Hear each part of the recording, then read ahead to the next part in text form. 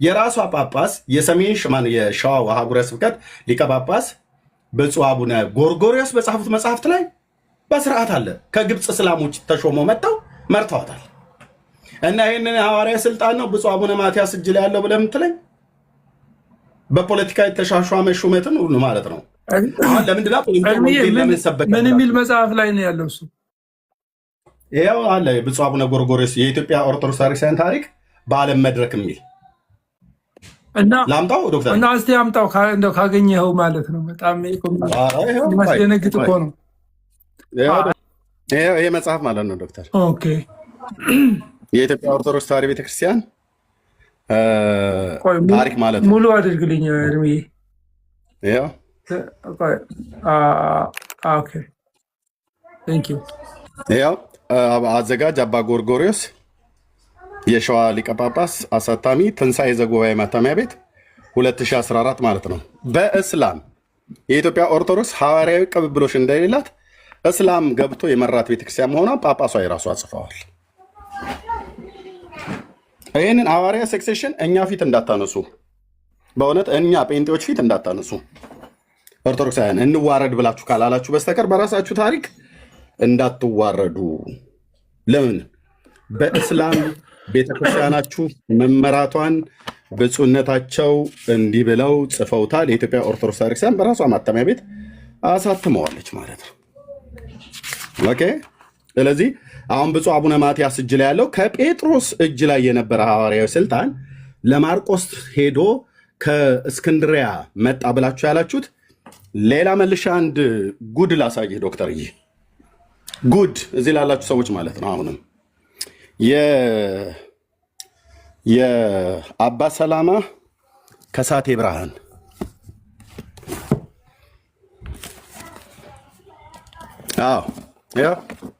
ኑ አሁን እስቲ ሞግቱ። ከሳቴ ብርሃን አቡነ ሰላማ ፍሬምናጦስ ማለት ነው። ጵጵስናውን ከእስክንድሪያ እንዴት አድርጎ ነው ያመጣው? ኑ በእነዚህ ሁለት መጽሐፍቶች ሐዋርያዊ ስልጣን፣ ሐዋርያዊ ቅብብሎሽ እኛ እጅ ላይ ያለ። ጴንጤዎቹ ዝም በሉ፣ ወንጌል አትስበኩ። ምክንያቱም ሐዋርያዊ ቅብብሎሽ የላችሁም። እናንተ ሐዋርያዊ ስልጣን ስለሌላችሁ አርፋችሁ መቀመጥ ነው ያለባችሁ። የሰበካችሁትም ስብከተ ወንጌል ተቀባይነት የለውም። ምክንያቱም በኦርቶዶክስ ቤተክርስቲያን ውስጥ ያለው በሐዋርያዊ ቅብብሎሽ የመጣው እሱ አላጸደቀም። እኛ ማህተም አልረገጥንላችሁም፣ በፊርማ አላጸደቅንላችሁም ብላችሁ የምትሉ ሰዎች በአራተኛው መቶ ክፍለ ዘመን የነበረው አቡነ ሰላማ ከሳቴ ብርሃን ከአትናቴዎስ እጅ ጵጵስናን ተቀብሏል ተብሎ የተባለው ጳጳስ ማለት ነው። የመጀመሪያው ጳጳስ ተብሎ የተባለው ፍሬምናጦስ ይኸው ምጽሌ ደብረ ጽዮን ማርያም 2013 ዓ.ም የታተመ።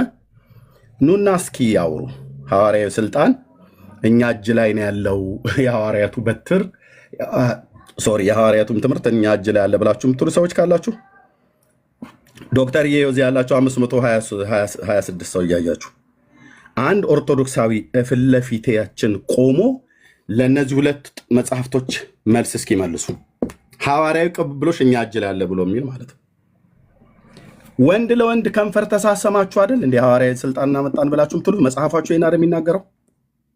በባለፈው አንድ ወንድማችን ዜድ ቤት ይህንን መጽሐፍ ገለጥኩት ዶክተር የሰዋስወ ብርሃን መንፈሳዊ ኮሌጅ የሰዋስወ ብርሃን ጴጥሮስ ጳውሎስ መንፈሳዊ ኮሌጅ አስተማሪ ነኝ ብሎ የሚል ነው። እዚሁም አይ ቲንክ ይሰማል ካለ ማለት ነው። ልክ ገና ስገልጠው መጮህ በዛ፣ ገና ሳላነበው ማለት ነው። ፍሬምናጦስ አቡነ ሰላማ ከአትናቴዎስ ጋር ከንፈር ለከንፈር ተሳስመው አይደል ወይ ጳጳስነትን የተሾመው? ማንም የሚናገረው ይኸው ደብረ ምጽሌ ደብረ ጽዮን ማርያም ምጽሌ ደብረ ጽዮን ማርያም ገዳሙ ያሳተመው መጽሐፍ ማለት በቤተክርስቲያኒቱ አሳታሚ አባ ወልደ ስላሴ ወልደ ቂርቆስ የምጽሌ ደብረ ጽዮን ባህታዊት ማርያምና የቅዱስ ፋሲለደስ የጉጉቤ አባ ያፈቅረን እግዚ አበምኔት አስተዳዳሪ ይላል። በገዳሙ ነው የታተመው። ይሄ ጳጳስ ሲሾም በአትናቴዎስ ብቻ ሳይሆን በጌታችን በኢየሱስ ክርስቶስም ከንፈሩ ተስሟል። በሱ ብቻ ሳይሆን በማርያምም ጭምር ከንፈሩን ተስሞ ነው ጳጳስ ሆኖ የተሾመው። ይህም ብቻ ሳይሆን መላእክት ሁሉ ከሰማይ ወርደው በሙሉ ስመውታል ከንፈሩ። እገልጠዋለሁ ዶክተር ይሄኛ ያለ መረጃ እናወራ። እስኪ መጣ ያስረዱ ይሄንን ያው እዚህ ጋር ገጽ 26 ላይ ገጽ 26 ኦኬ ገጽ ስንት ላይ ነው የሚጀምረው? ዘወርሃ ታኅሳስ ማለት ነው። ዘወርሃ ታኅሳስ ከዚህ ይጀምራል። ማን የጻፈው ኤርሚ? ይህንን ማን የጻፈው? ቤተክርስቲያኗ ነች ወይንስ ስፔሲፊክ ሰው ነው? ቤተክርስቲያኒቱ ደብሩ አስተዳዳሪ እኮ ነው ደብሩ ማለት ነው። አበምኔት ማለት የደብሩ አስተዳደር የገዳሙ አስተዳደር ማለት ነው።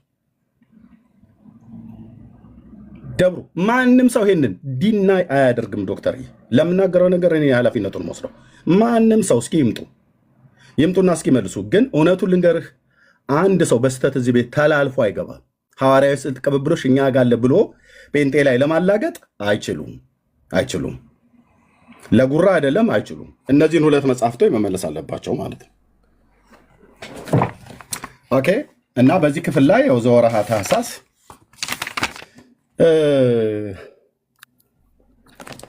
ያው ይህንንም ብሎ ይላል ከዚህ ክፍል ላይ ጀምሮ ብፁዕ ቅዱስ ፍሬምናጦስ እንደዚህ ባለው ጊዜ ሊቀ ጳጳስነትን አቡነ አትናቴዎስ መልሶ ነገርህ ብሩህ ቃልህም የጣመ ደስ የሚያሰኝ ነው።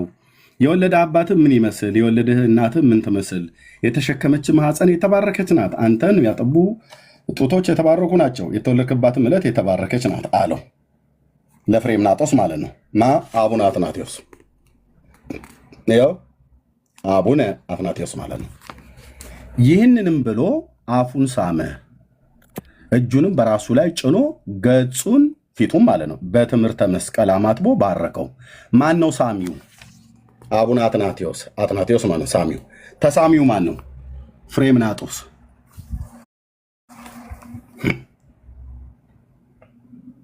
ከንፈር ለከንፈር ተሳስመው ጳጳስነት ይሾማሉ ማለት ነው። የአባቶቼ አምላክ ምስክር ነው። ፊታችን ቆማችሁ ሐዋርያዊ ቅብብሎሽ አለ ብለህ ብትል ይሄ ብቻ አይደለም። እዚህ መጽሐፍት ውስጥ ያለውን ያልነካሁትን ጉድ ሁሉ ገልጠዋለሁ። እችን እንደማወራ ስለሚያውቅ ነው።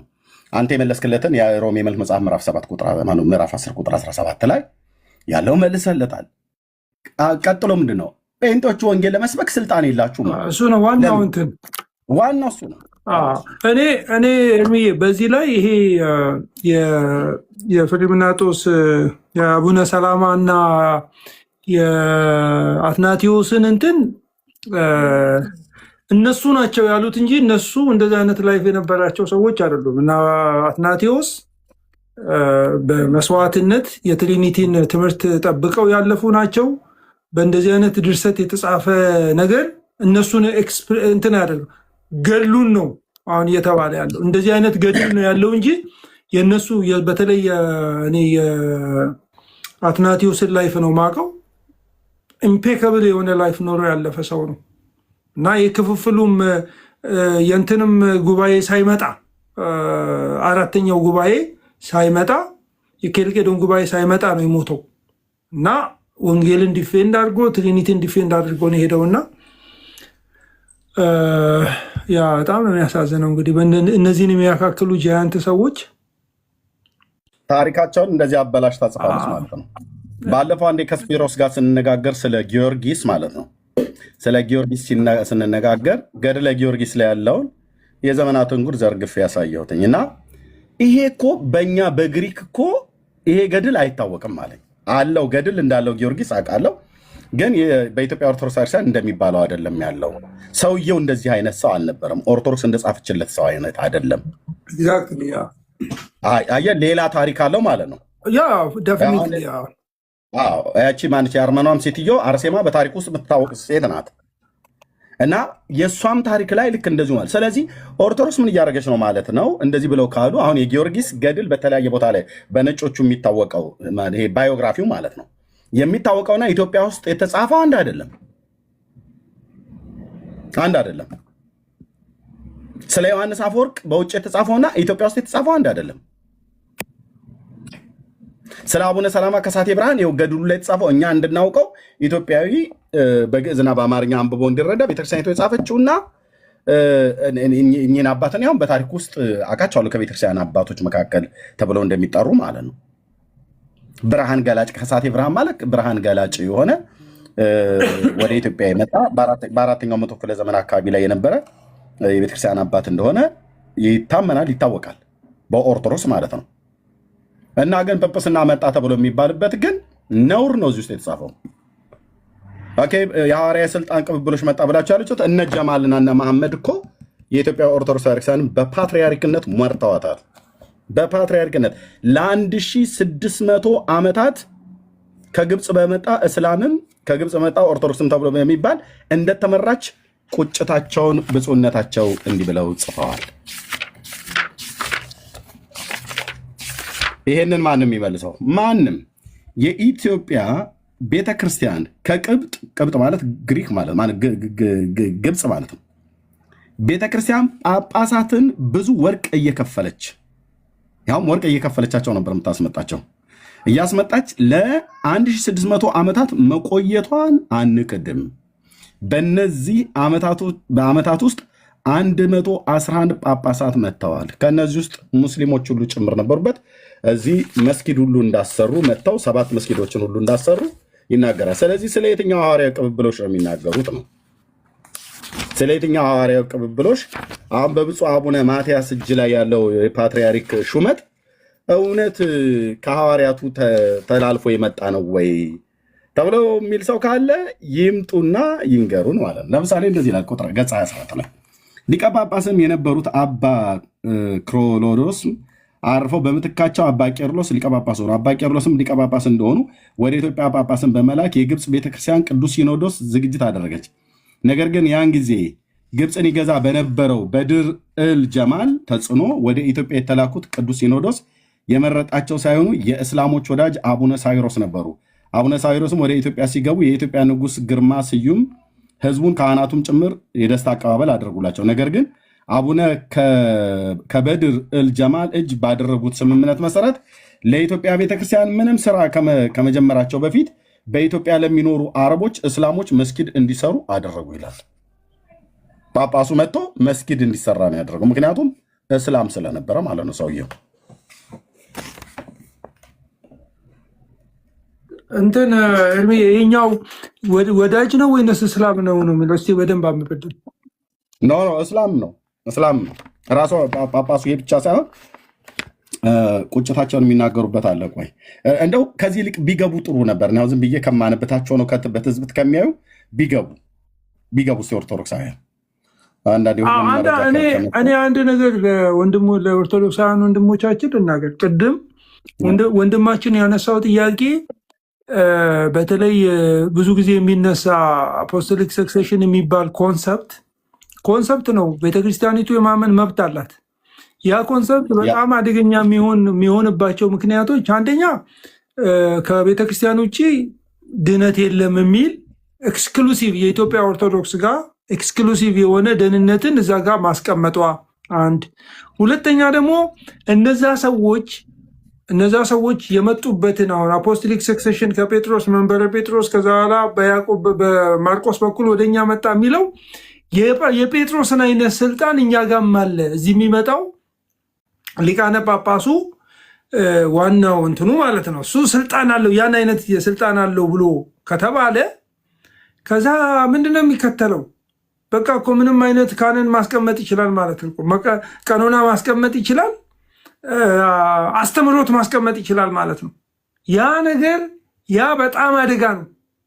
ስለዚህ እነሱ በዛ መጠን እኛ ጋር ያለውን የወንጌል አገልግሎት ከእግዚአብሔር መንግስት ውጭ ነው፣ ከቤተ ክርስቲያን ውጭ ነው፣ ከመንፈስ ቅዱስ ውጭ ነው ብሎ ሲበቃ በዶክመንት አስቀምጦ ግን ዶክመንታችሁ እንደዚህ ብሎ ይናገራልና ለዚህ መልስ ስጡ ብሎ ማለት ለምን ወንጀል እንደሆነ በጣም ነው የሚገርመው። እናንተ እኮ እኛን ከቤተ ክርስቲያን ውጭ ናችሁ ብላችሁ እኮ ዘግታችሁናል እኮ። እና በጣም ነው የሚያስቀኝ። እኔ የእኛ ሲሆን በጣም ቀላል ነው የሚሆነው እኛን ከቤተ ክርስቲያን ከክርስቶስ ከመንፈስ ቅዱስ ውጭ ማድረግ።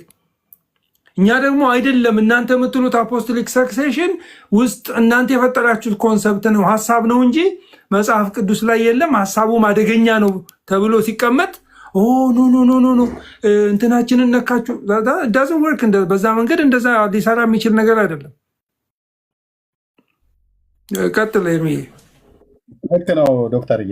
ለዚህ ነው እንጂ ቅድም ጥሩ አድርጎ መልሶለታል። እንደው ጥያቄ ያላችሁ ሰዎች ካላችሁ በሐዋርያት ሥራ መጽሐፍ ምዕራፍ 10 ቅድም አማኑኤል የተባለው ሲጠየቀው አልተመለሰልን ብላችሁ ካላችሁ ኑና ማነው ሮሜ መልክ መጽሐፍ ምዕራፍ 10 ዋናው ጥያቄያችሁ የሮሜ መልክ መጽሐፍ ምዕራፍ 10 አለ። እሱ እንደመነሻ አድርጋችሁ ካልተላኩ እንዴት ይሰብካሉ ነው። ኦኬ ያን ደግሞ መላክን እግዚአብሔር ደግሞ የሰጠው ለሐዋርያቱ ነው በላችሁ ትሉ ለሐዋርያቱ ብቻ አይደለም ለደቀ መዛሙርቱ ነው። ሐዋርያቱ የተባሉት 12 ናቸው። እሱንም ደግሞ በማቴዎስ ወንጌል መጽሐፍ ምዕራፍ 10 ቁጥር 1 ላይ ይናገራል። ስማቸውን ከጠራ በኋላ ሐዋርያት ብሎ አላቸው ይላል።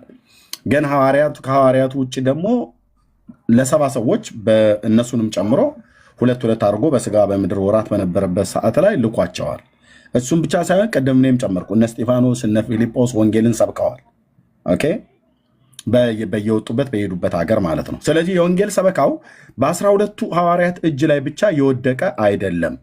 ሌሎቹም በዛ ዘመን የነበሩቱ ቅዱሳን ሰዎች ጌታ የተከተሉት ደቀ መዛሙርቱ ለእነሱ ሁሉ ጭምር የተሰጠ ነው። ከዛም ደግሞ አልፎ በክርስቶስ ቤተክርስቲያን ዘመን ታሪክ ላይ እስካሁን ሰዓት ድረስ የወንጌል ሰበካው እግዚአብሔር በየዘመናት የሚያስነሳቸው ትውልዶች አሉ። ከነዛ መካከል እናንተ አይደላችሁም ነው ብሎ የሚሉ ኦርቶዶክሳውያኑ ይመጡናል። በጴንጤ እጅ ምንም አያምርም ኢየሱስ ጌታ ነው ብለን ካንም እኛ ነን ማለት ያለብን ነው ብሎ የሚሉት ኦርቶዶክሳውያኑ ግን ሲሉ አይሰማም። ሲሉ እንደውም ይሄን ብሎ የሚል ሰው ካለ አቁም ነው ብሎ የሚሉት ማለት ነው።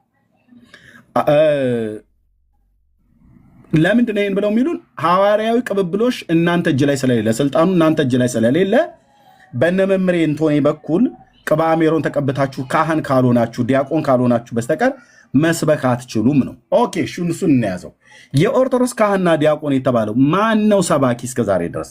የኢትዮጵያ ኦርቶዶክስ ተዋሕዶ ቤተክርስቲያን። እኔ ስለ ኢትዮጵያ ኦርቶዶክስ ተዋሕዶ ቤተክርስቲያን እናገራለሁ ስለማቃት ስለነበርኩባት አገልጋይ ስለነበርኩም ጭምር ማለት ነው። የእውነት በኢትዮጵያ ውስጥ እስቲ ስብከተ ወንጌልን የሰበካን አገልግሎት አድርጋ ስንትን ትውልድ ወደ ክርስቶስ መልሳለች? እስቲ በታሪክ ውስጥ ማን ነው መጥቶ የሚያሳየን? በታሪክ ውስጥ ጠቅሳችሁ ልታሳዩን የምችሉት እንዲህ አይነቱ አባት እንዲህ አይነት ቦታ ላይ ሄዶ ወንጌል ሰበካ አድርጓል፣ ስለ ክርስቶስ ኢየሱስ ሰብኮ አረማውያን እንደዚህ አድርጓል ብሎ የሚል ካለ ታንጀብል የሆነ እስኪ ያምጣ። የለም። ደቡብ ኢትዮጵያ እንዳትሉ እኮ ደቡብ ኢትዮጵያ እኮ ወንጌል የተሰበከለት በሚሽነሪዎች ነው። ምዕራብ ኢትዮጵያ እንዳይባል ምዕራብ ኢትዮጵያ የተሰበከው በሚሽነሪዎች ነው። ከአፄ ምኒልክ ዘመን በፊት እኮ የወንጌል ስብከት ምዕራቡን አካባቢ ላይ አያውቀውም ነበር፣ ደቡቡን አካባቢ ላይ አያውቀውም ነበር። አያውቀዋል ብላችሁም ትሉ ካላችሁ ኑ እናሳዩ። 1700 ዓመት አሁን 1700 ዓመቷ ነው ኦርቶዶክስ። 1700 ዓመት ወንጌል እጄ ላይ አለ ብላ የምትል ቤተክርስቲያን፣ አዎ ታሪኩ አላት፣ ልክ ነው፣ ጥንታዊት ቤተክርስቲያን ነች፣ ምንም ጥርጥር የለው። በእነዚህ ጊዜያት ግን የወንጌል ሰበካዋ አይደለም ጎረቤት ሀገር የራሷን ሰሜኑን፣ ደቡቡን፣ ምስራቁን፣ ምዕራቡን እንኳን አልነካም ነበር ማለት ነው። 1700 ዓመት አይደለም እስልምና ትናንትና 1400 ዓመት መጥቶ ከክርስትና ቆይቶ የመጣ ሃይማኖት ምስራቅ አፍሪካን፣ ሰሜን አፍሪካን እንዳለ ተቆጣጥሮታል። እስልምና በስብከትም ባይሆን ያው በጦርነትም ቢሆን ማለት ነው እስልምና የሚብዛዛው ማን የሚስፋፋው ታሪካችን ስለሚናገር። ግን ኦርቶዶክስ በስብከተ ወንጌል ብላ ካለች ጅቡቲን እኮ በክርስቶስ ኢየሱስ ወንጌል አልለወጠችውም። ሶማሊያን በክርስቶስ ኢየሱስ ወንጌል አልለወጠችውም። ሱዳንን በክርስቶስ ኢየሱስ ወንጌል አልለወጠችውም።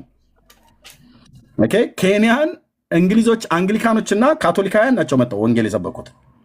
አጎራባች ለተባሉ ለኢትዮጵያ አጎራባች ለተባሉት አገሮች ኡጋንዳ ላይ ሄዳለች፣ የለም ስብከተ ወንጌሏ። የሱርማ ብሔረሰብን እኮ ሚሽነሪዎች ናቸው መጥተው የሰበኩት። በኦሞ ሸለቆ ውስጥ የሚኖሩትን የኢትዮጵያ ብሔር ብሔረሰቦች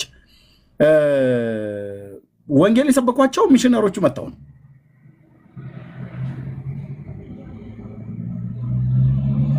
እስኪ መጥቶ ሊናገር የሚችል በስብከተ ወንጌሏ ኦርቶዶክስ ይህንን አድርጋለች በእነዚህ 700 ዓመት። አሁን አንዱ ይህንን ልናገርና ዶክተር እየለስጠ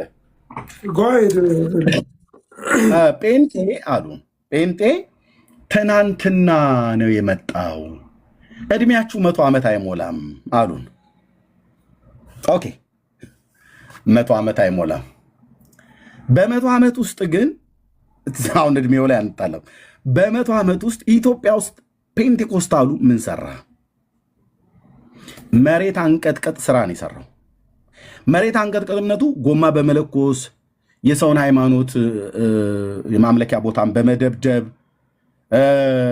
ሃይማኖትህን ለውጠህ ከኛ ከጴንጤነት ወደ ኦርቶዶክስ፣ ከጴንጤነት ወደ እስልምና፣ ከጴንጤነት ወደ ካቶሊክ፣ ከጴንጤነት ወደ ዋቄ ፈታ ሄድሃል ብሎ በሚል በማሳደድ ምናምን ነገር አይደለም።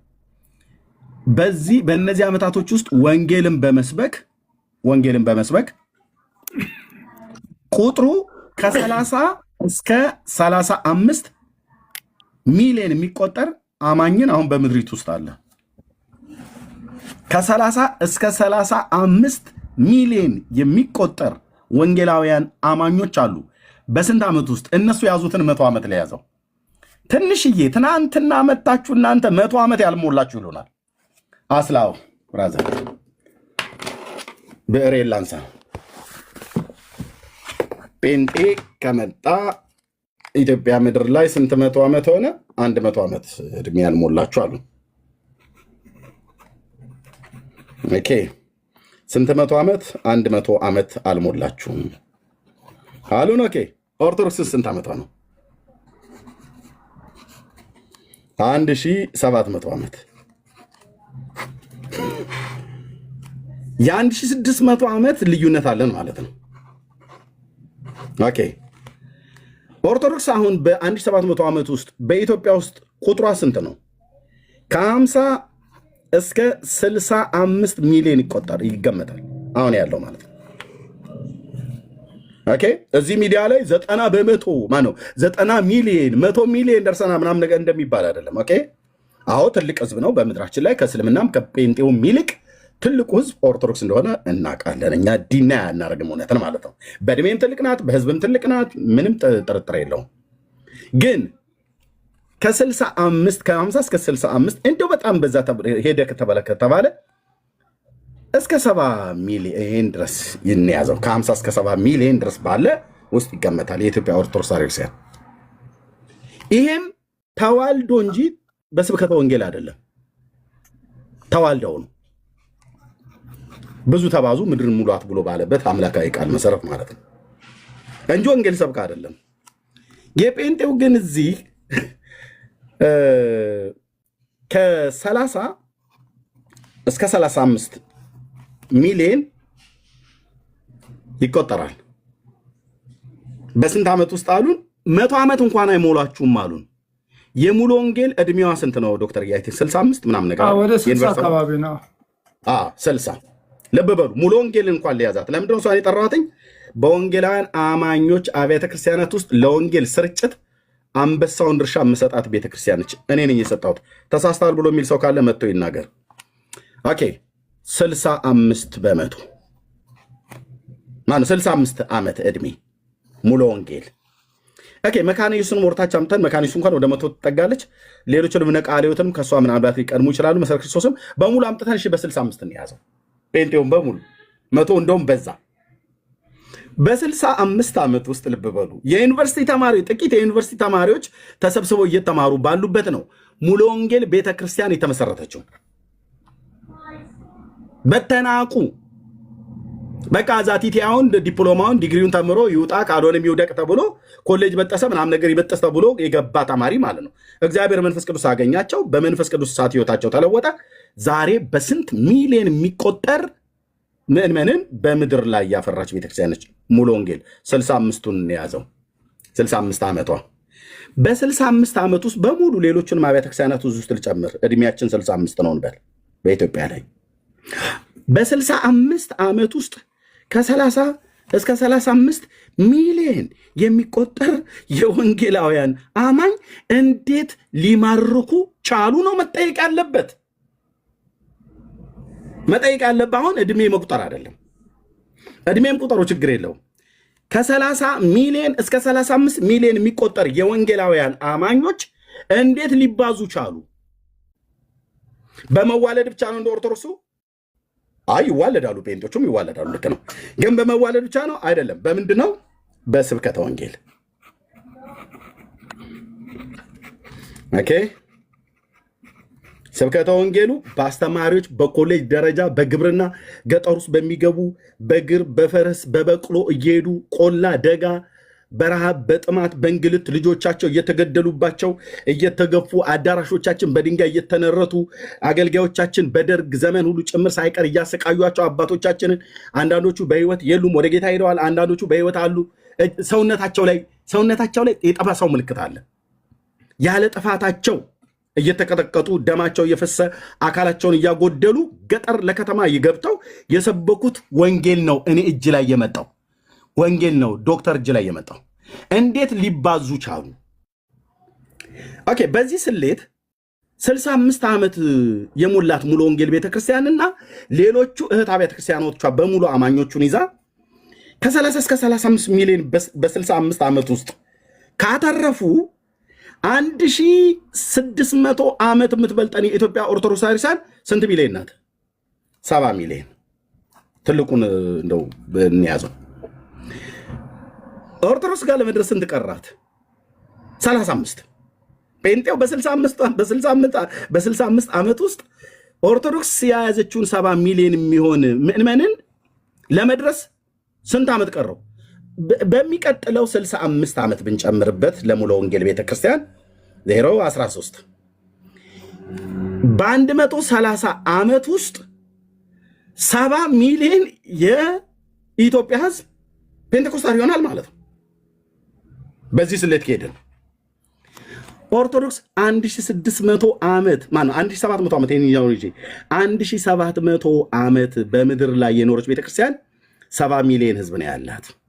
ለምን ወንጌል አትሰብክም? 4 ነጥብ። ትሰብካለች ብሎ የሚል ሰው ካለ መቶኛ ጋር ይንገረን። የወንጌል ሰበካ የላትም። ለዚህ ነው ያልበዛችው። ወንጌል የማትሰብክ ቤተክርስቲያን አትበዛም። ወንጌል የማትሰብክ ቤተክርስቲያን አታድግም። ጴንጤው ለምን በዛ? እውነቱን ልንገራችሁ፣ ወንጌል ስለሚሰብኩ ወንጌል ስለሰበኩ እኮ ነው። ከኦርቶዶክስ ቤተክርስቲያን መቅደስ ውስጥ አንድ ዲያቆን ኤርሚያስን ራሱ እንኳን የማረከችው ሙሉ ወንጌል የምትባል ቤተክርስቲያን ይህንን ዲያቆን ማርካ ለክርስቶስ እንዲንበረከክ ያደረገችው ወንጌል ስለሰበከች ነው። ወንጌል ባሰብከስ ሙሉ ወንጌልም የተረሳች ሆና ነው የምትቀረው። ጴንጤው በሙሉ ዜሮ ነው የሚገባው ማለት ነው ወንጌል ካልሰበከ። ፋክት። እድሜ አትቁጠርቤ መተህ የትናንትናዋ ሙሉ ወንጌል 65 ዓመት ሆናት ብለህ ያልከን ልክ ነው። ደግሞ የሚሆነችው ሙሉ ወንጌል ምድራችን ላይ ሌሎቹን አብያተ ክርስቲያናት ሁሉ አብራ ይዛ እድሜያችሁ ከመቶ አያልፍም ብላችሁ ብትሉን መቶም ብትይዙልን በ105 ውስጥ ከ35 እስከ 35 ሚሊዮን አሁን ከደረሰ ከዚህ በኋላ 200 ዓመት 100 ዓመት እንኳን ብንጨምር የኢትዮጵያን ሕዝብ ሙሉ በሙሉ እንማርካለን ማለት ነው በወንጌል። አትጠራጠሩ። ለዚህ ማሳያው ምስክሩ ማነማ እንደተናገሩ ዶክተር ይችን ቪዲዮዎች አላሰማና ልስጥ ችግር የለም። ዘበዘብኩኝ በጣም እችን ቪዲዮ ብቻ አላሰማልብ በሉ። ይህንን የሂሳብ ስሌት ማን ይፈራዋል? አዎ ኦርቶዶክሳውያኑ ይፈሩታል። ምን አስፈራቸው? የጴንጤው አካሄድ አደገኛ ነው አሉ። ምንድነው አደገኛ ያስባለው? ጎማ ያቃጥላሉ፣ ሰው ይገላሉ ወይስ ምንድን ነው? አይ ጎማማ አያቃጥሉም፣ ሰውም አይገሉም፣ የሰው አዳራሽ አይደበድቡም፣ ስትረግማቸውም ጌታ ይባርክ ስትወዳቸውም ጌታ ይባርክ ብለው ነው የሚሉት። ታዲያ ምን አስፈራቸው? ያስፈራቸው ኦኬ፣ አንዴ ጠብቁ። ቪዲዮ እዚህ ጋር ያስፈራቸው እዚህ አንድ አቤት ዶክተር ቪዲዮ እያሳየ ነው።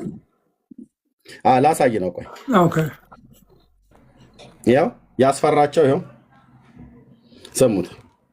ክርስቲያን እኮ እኔ እበልጣለሁ እኮ እኛ የለም። ይቅርታ ወንድሜ፣ ታውቀዋለህ፣ ልቦና ያውቀዋል።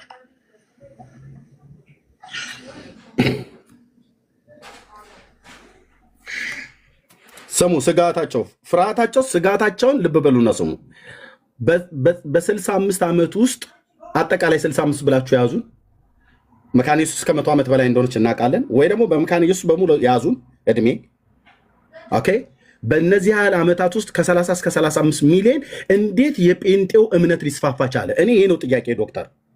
እንዴት ትበዛላችሁ? ቆይ እናንተ ወገኔ እንዴት ሊበዛ ቻለ? ምንድን ነው የመባዣው ምክንያት? ስምን የጠፋውን ያህል በድመት ስጋ፣ የጅብ ስጋ፣ የአህያ ስጋ ዘልዝለው ጠብሰው መረቁን ያጠጣሉ፣ ስጋውን ይበላሉ። የሚያስቀይም ነገር ሁሉ ተወርቶ እንዴት ትበዛላችሁ ዶክተርዬ? እኔ ያኔ እዛ አላቅም ነበር። አሁን ግን እንዴት በዛን? እኔ አሁን ከእናንተ ወገን ስለሆንኩኝ እንዴት ሊበዛ ቻለ? ብዜት ውስጥ ማንን ያስፈራል? ስሙት። ክርስቲያን እኮ እኔ ነኝ። እኔ እበልጣለሁ እኮ እኛ የለም። ይቅርታ ወንድሜ፣ ታውቀዋለህ፣ ልቦና ያውቀዋል።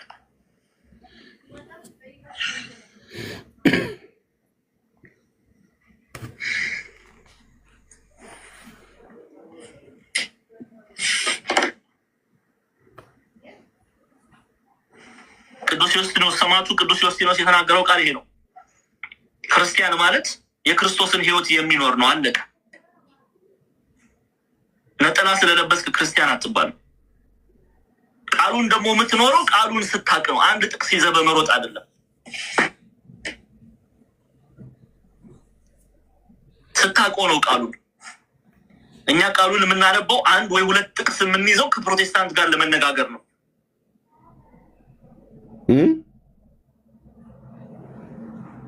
ለህይወት አናውቀው።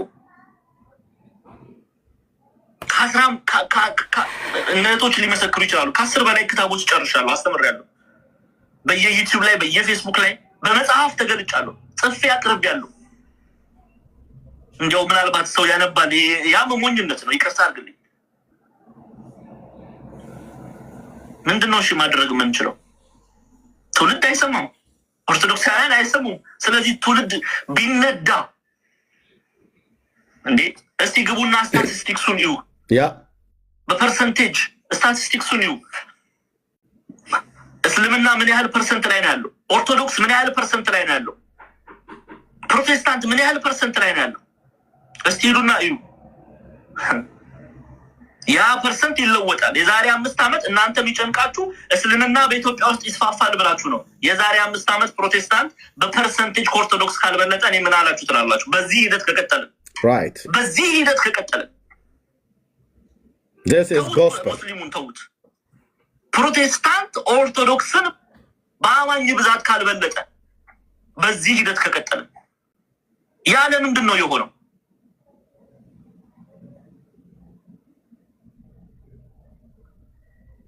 ወንጌል የሚማር ትውልድ የለም። በዚህ ደግሞ እኔ ከማንም ጋር መነጋገር እችላለሁ። መረጃ ማውጣት ካለብኝ ቤተክርስቲያን ያሉ አባቶች ምን ብለው እንደመለሱልኝ ማስወጣት እችላለሁ።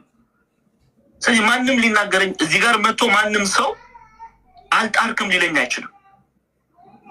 ለምኛለሁ ትውልድ እንዲማር።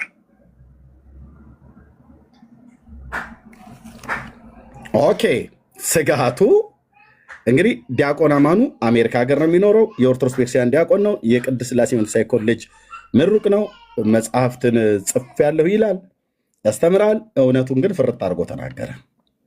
በስታስቲኩ መረጃ መሰረት ኢትዮጵያ ውስጥ ባለው አግኝተዋል። ከራሱ ከኦርቶዶክስ ከዛውን ያገኘው የጴንጤው ቁጥር ምን ያህል እየጨመረ እየሄደ እንዳለ። የጴንጤው ቁጥር በምን እንደሚጨምረው እንደተባለ ስንዴ እየሰጠን ነው ወይ? የለም። ዘይት እያደል ነው ወይ? አይደለም። ታዲያም እንደው ከተባለ የወንጌል ሰበካ ጴንጤ ቤት እኛ ቤት የማይቀለድበት ሐቅ ነው። የወንጌል ሰበካው እዚህ እኛ ቤት የማይቀለድበት መራራ እውነት ነው። ከዚህ የተነሳ ነው አየህ ቤተ ክርስቲያን እያደገች የእግዚአብሔር ቃል ያድግ ያሸንፍ ደግሞ በቁጥርም ይበዙ ነበር ይላል። ልክ ነው። ስለዚህ ጴንጤው እየበዛ የመጣው ተዋልዶ ብቻ ሳይሆን በስጋ ተዋልዶ ብቻ ሳይሆን የወንጌል ስብከቱ ሁሉ ይቀጥላል። ኦርቶዶክሳውያን በዚህ በ11 ዓመት የሶሻል ሚዲያ አገልግሎት ውስጥ በኤርሚያስ እጅ ብቻ ጌታን የተቀበሉ ሰዎች ቁጥራቸውን ባሳይህ የተላጠ ኤሌክትሪክ ልትይዝ ትችላለህ ብራዘር። ግን እኛ እረኛው የቁጥር የጸጋው ባለቤት እግዚአብሔር ነው። ያዳናቸው እግዚአብሔር ነው። ኦኬ። ያለ ስራ እዚህ ጋር መጥቶ የሚጮህ ሰው መስለው ከሆነ ዋናው ስራዬ ወንጌል ሰባኪነት ስለሆነ ዋናው ስራችን ወንጌል ሰባኪነት ስለሆነ ማለት ነው። ኦኬ። ስለዚህ ጴንጤው 100 ዓመት ሳይሞላው ከ35 እስከ 35 ሚሊዮን አሁን ከደረሰ የሙሉ ወንጌል ቤተክርስቲያን የ65ቱን ዓመት ዕድሜዋን ይዘን ማለት ነው ከደረሰ እስቲ 300 ዓመት ከዚህ በኋላ ኦርቶዶክስ 1700 ዓመት ነው። ጴንጤ 300 ዓመት በኢትዮጵያ ውስጥ ቢቀመጥ ሱዳንና ኬንያን በሙሉ ለወንጌል ያንበረክከዋል። ለምን? ኃይላችን የእግዚአብሔር ልጅ ኢየሱስ ነው። እንድናገለግለው የወንጌሉን ስብከት የምንሰብከው በማን ነው? በመንፈስ ቅዱስ ኃይል ነው። ለዚህ ነው ፔንቴኮስታልነትን ብዙዎች ሊያጠለሹት የሚፈልጉት ማለት ነው። በመንፈስ ቅዱስ ኃይል ማለት ነው። የስጋ ቦልድነስ አይደለም፣ ስሜት አይደለም። በመንፈስ ቅዱስ ኃይል የወንጌል ስብከቱ ስለቀጠለ እጅግ አስፈርቷል። ይሄ ወንድም ምን አለ? ነው በዚህ 5 ዓመት ውስጥ እናንተ እስላም ነው ምድሪቱን ይወርሳል ብላችሁ ስጋት ያላችሁ፣ እኔ ግን ልንገራችሁ በዚህ 5 ዓመት ውስጥ በዚህ ከቀጠለ ከእስላም ሳይሆን በኢትዮጵያ ውስጥ ከኦርቶዶክስ ተዋሕዶ ቤተክርስቲያን የጴንጤ ቁጥር ባይበልጥ ምን አለ በሉኝ አለ። ሌሎቹ ከዚህ ጋር ይጋራሉ እንዴ? ጳጳሳት ባሉበት ስብሰባ በተደረገበት ምን አለ ይሄኛውስ ሰው? ሌሎቹ ይጋሩታል ይሄን ነገር ወይስ አይጋሩትም? የዚህ ልጅ ስጋት ብቻ ነው ወይስ የቤተክርስቲያኒቱም ስጋት ነው? የመሪዎቿም ስጋት ነው? ለምሳሌ ይሄ ልጅ እስቲ ምን አለ? ማነው ይሄ ስብሰባ በዚህ ስብሰባ ላይ ነበረ ከቁጥር አቋያ ኦኬ፣ አንዴ የታገሱኝ ከይቅርታ ጋር ኦኬ ሶሪ። እና ጴንጤው ወንጌል የሚሰብከው ኬት አምጥቶ ነው ብለህ አልከኝ? የኦርቶዶክስ ቄስ እንዲፈቅድለት ነው እንዴ ታዲያ? ወንጌል እናንተ ስበኩ፣ ለወንጌል ስብከት ልከናችኋል ተብሎ እኮ ከመምሬ የተሰማ እጅ ቡራኬ ተቀብለን መሄድ የለብንም። እግዚአብሔር ጸጋ የሰጣቸው በቤተክርስቲያን እኛም ፓስተሮች አሉ። አቤት ፓስተር፣ አዲስ ወረቀት አድርግ፣ ሌላ ወረቀት። ኦኬ ኦኬ፣ እሺ ኦኬ። ከቄሶች እጅ ስልጣን እንድንቀበል እሺ እሺ እሺ፣ ከቄሶች እጅ ስልጣንን ተቀብለን እንድንሰብክ እንዳጠብቁ። ለምን? እኔ የኦርቶዶክስ ተዋሕዶ ቄሶች ስልጣናቸው ሐዋርያዊ ስልጣን አይደለም ብዬ ከዚህ በፊት ተናግሬያለሁ። አንድ መጥቶ ግን ሐዋርያዊ ስልጣን ነው ብሎ ያለኝ ሰው ግን የለም። ለማናደድ አይደለም። ማን ነው ቄስ ሆኖ በኦርቶዶክስ ክህነት እንደሚሾም ቄስ ሆኖ የተሾመ ሐዋርያ አሐዱ አብ ቅዱስ እያለ የሚቀድስ ሐዋርያ የነበረ ሲበት በታሪክ ውስጥ ያሳዩን? የለም የለም። እንደኔ ውዳሴ ማርያም፣ መልካ ማርያምና መልካ ኢየሱስ ተምሮ መልካ መድኃኔዓለም ተምሮ ማን ነው ዲያቆን የሆነ? በታሪክ ውስጥ ያሳዩን። በክርስቶስ ቤተክርስቲያን ታሪክ ውስጥ የለም። እና ከኦርቶዶክስ ካህናት አይደለም እኛ የሐዋርያዊነት የወንጌል ሰበካውን ስልጣን መቀበል ያለብን፣ ጌታ ራሱ በሰጠን ነው የምንሰብከው ማለት ነው። እሺ፣ የዚህ ሰው ስብሰባ ላይ የነበረ ስጋት እኔ ትንሽ ምናልባት ለንግግሬ በጣም ይቅርታ ትንሽ መሞጋገስ በዛ ብዬ አምናለሁ። ካህን ነው ይሄ ሰው፣ አሁን ካህን ነው። የቅድሙ ዲያቆን ነው፣ አሁን ካህን ነው። ኦኬ፣ የጴንጤው ቁጥር መጨመር ማንን ያስፈራው? ዲያቆኑና ቄሱን ጳጳሱን ሁሉ ጭምር ማለት ነው። ሰግን ወዳለሁ። እኔ ትንሽ ምናልባት ለንግግሬ በጣም ይቅርታ ትንሽ መሞጋገስ በዛ ብዬ አምናለሁ። ምናልባት ለንግግሬ አሁን በድጋሚ ይቅርታ። ህግ ክፍሉ የሚባል ነገር ብዙ በተደጋጋሚ ሰምቻለሁ እና ምዕመኑ አሁን ላይ ደክሟል። ወደ ህግ ልንሄድ ነው የሚል ንግግር ምዕመኑ ደክሟል፣ ዝሏል በጣም። እኛ በሶሻል ሚዲያ ያለን ሰዎች እያንዳንዱ ነገር ስለምናያቸው በጣም ደክሟል። ወደ ህግ ልንሄድ ነው፣ እንደዚህ ሊታይ ነው፣ እንደዚህ ሊጣራ ነው የሚል ንግግር ማለት ነው። እኛ ዛሬ ስንጠራ ይሄኛ እንደዚህ አልነበረንም የመሰለኝ በራሴ ማለት ነው። ቤተክርስቲያን እርምጃ ወስዳ እርምጃዋን ለምዕመኗ ለማሳወቅ ነው የመሰለኝ። ስለዚህ ይሄ ነገር በጣም በተደጋጋሚ ሆነ። የህግ ክፍሉ አሁን ይሄኛው እኔ ምናልባት አንቀጹን ጠቅሼ ልናገር እችላለሁ። ነገር ግን ይሄ የተደረገ ያለው ነገር ህገወጥ እንደሆነ መገመት አይከብደኝም። ያውቀዋል ምዕመኑ ህገወጥ እንደሆነ ማለት ነው። ስለዚህ እርምጃው ነው አሁን ምዕመኑ የሚፈልገው እርምጃ ደክሟል፣ ዝለዋል። አሁን ሌላው እኔ በጣም አሁን አንድ ነገር መናገር የምፈልገው ነገር ዮናታን ሰው እና እሱም መሰሎቹ ኦርቶዶክሳውያን እየወሰዱ አይደለም በሚለው በጣም ይቃወማል። ከቅርብ ወዳጆቻችን ጀምሮ ብዙ ሰው እያጣን ነው። ከመንፈስ ቅዱስ በታች ከእግዚአብሔር መንፈስ ቅዱስ በታች መሪዎቻችን እናንተ ናችሁ። ከፊቱ ናችሁ። ካልመራችሁ በኋላ ማን ልትመሩ ነው? ወጣቱ እያለቀ ነው። ምዕመኑ እያለቀ ነው፣ እየወጣ ባዶ መቅረትስ አይሆንም ወይ? ባዶ መቅረትስ አይሆንም ወይ? ወጣቱ እየሄደ ነው። ዮናታንና መሰሎቹ ጴንጤው ህዝባችንን እየወሰደ አይደለም ተብሎ የሚባለው ነገር እንደ ቀላል ነገር ልታዩት የሚገባ ነገር አይደለም። ባዶ መቅረት አይሆንም ወይ? ወጣቱን ተወስዶብናል። ኖ ሚዩት አድርግ ብራዘርዬ። ኦኬ ባዶ መቅረትስ አይሆንም ወይ? ለምን ህዝብ እኔ የሚገርመው ኦርቶዶክሳውያን መጠየቅ ያለባችሁ በዚህን ያልክ ጴንጤነትን እያንቋሸሻችሁ እያበሻቀጣችሁ እየተሳደባችሁ እየረገማችሁ ድንጋይ እየወረወራችሁ ከቤት እያሳደዳችሁ ከቤት ውስጥ ሙሉ ልጆች ጌታን ሲቀበሉ ወላጅን ከልጆች በመነጠል የአንበሳውን ድርሻ ብዙ ንስሐ አባቶች ተወጥተዋል።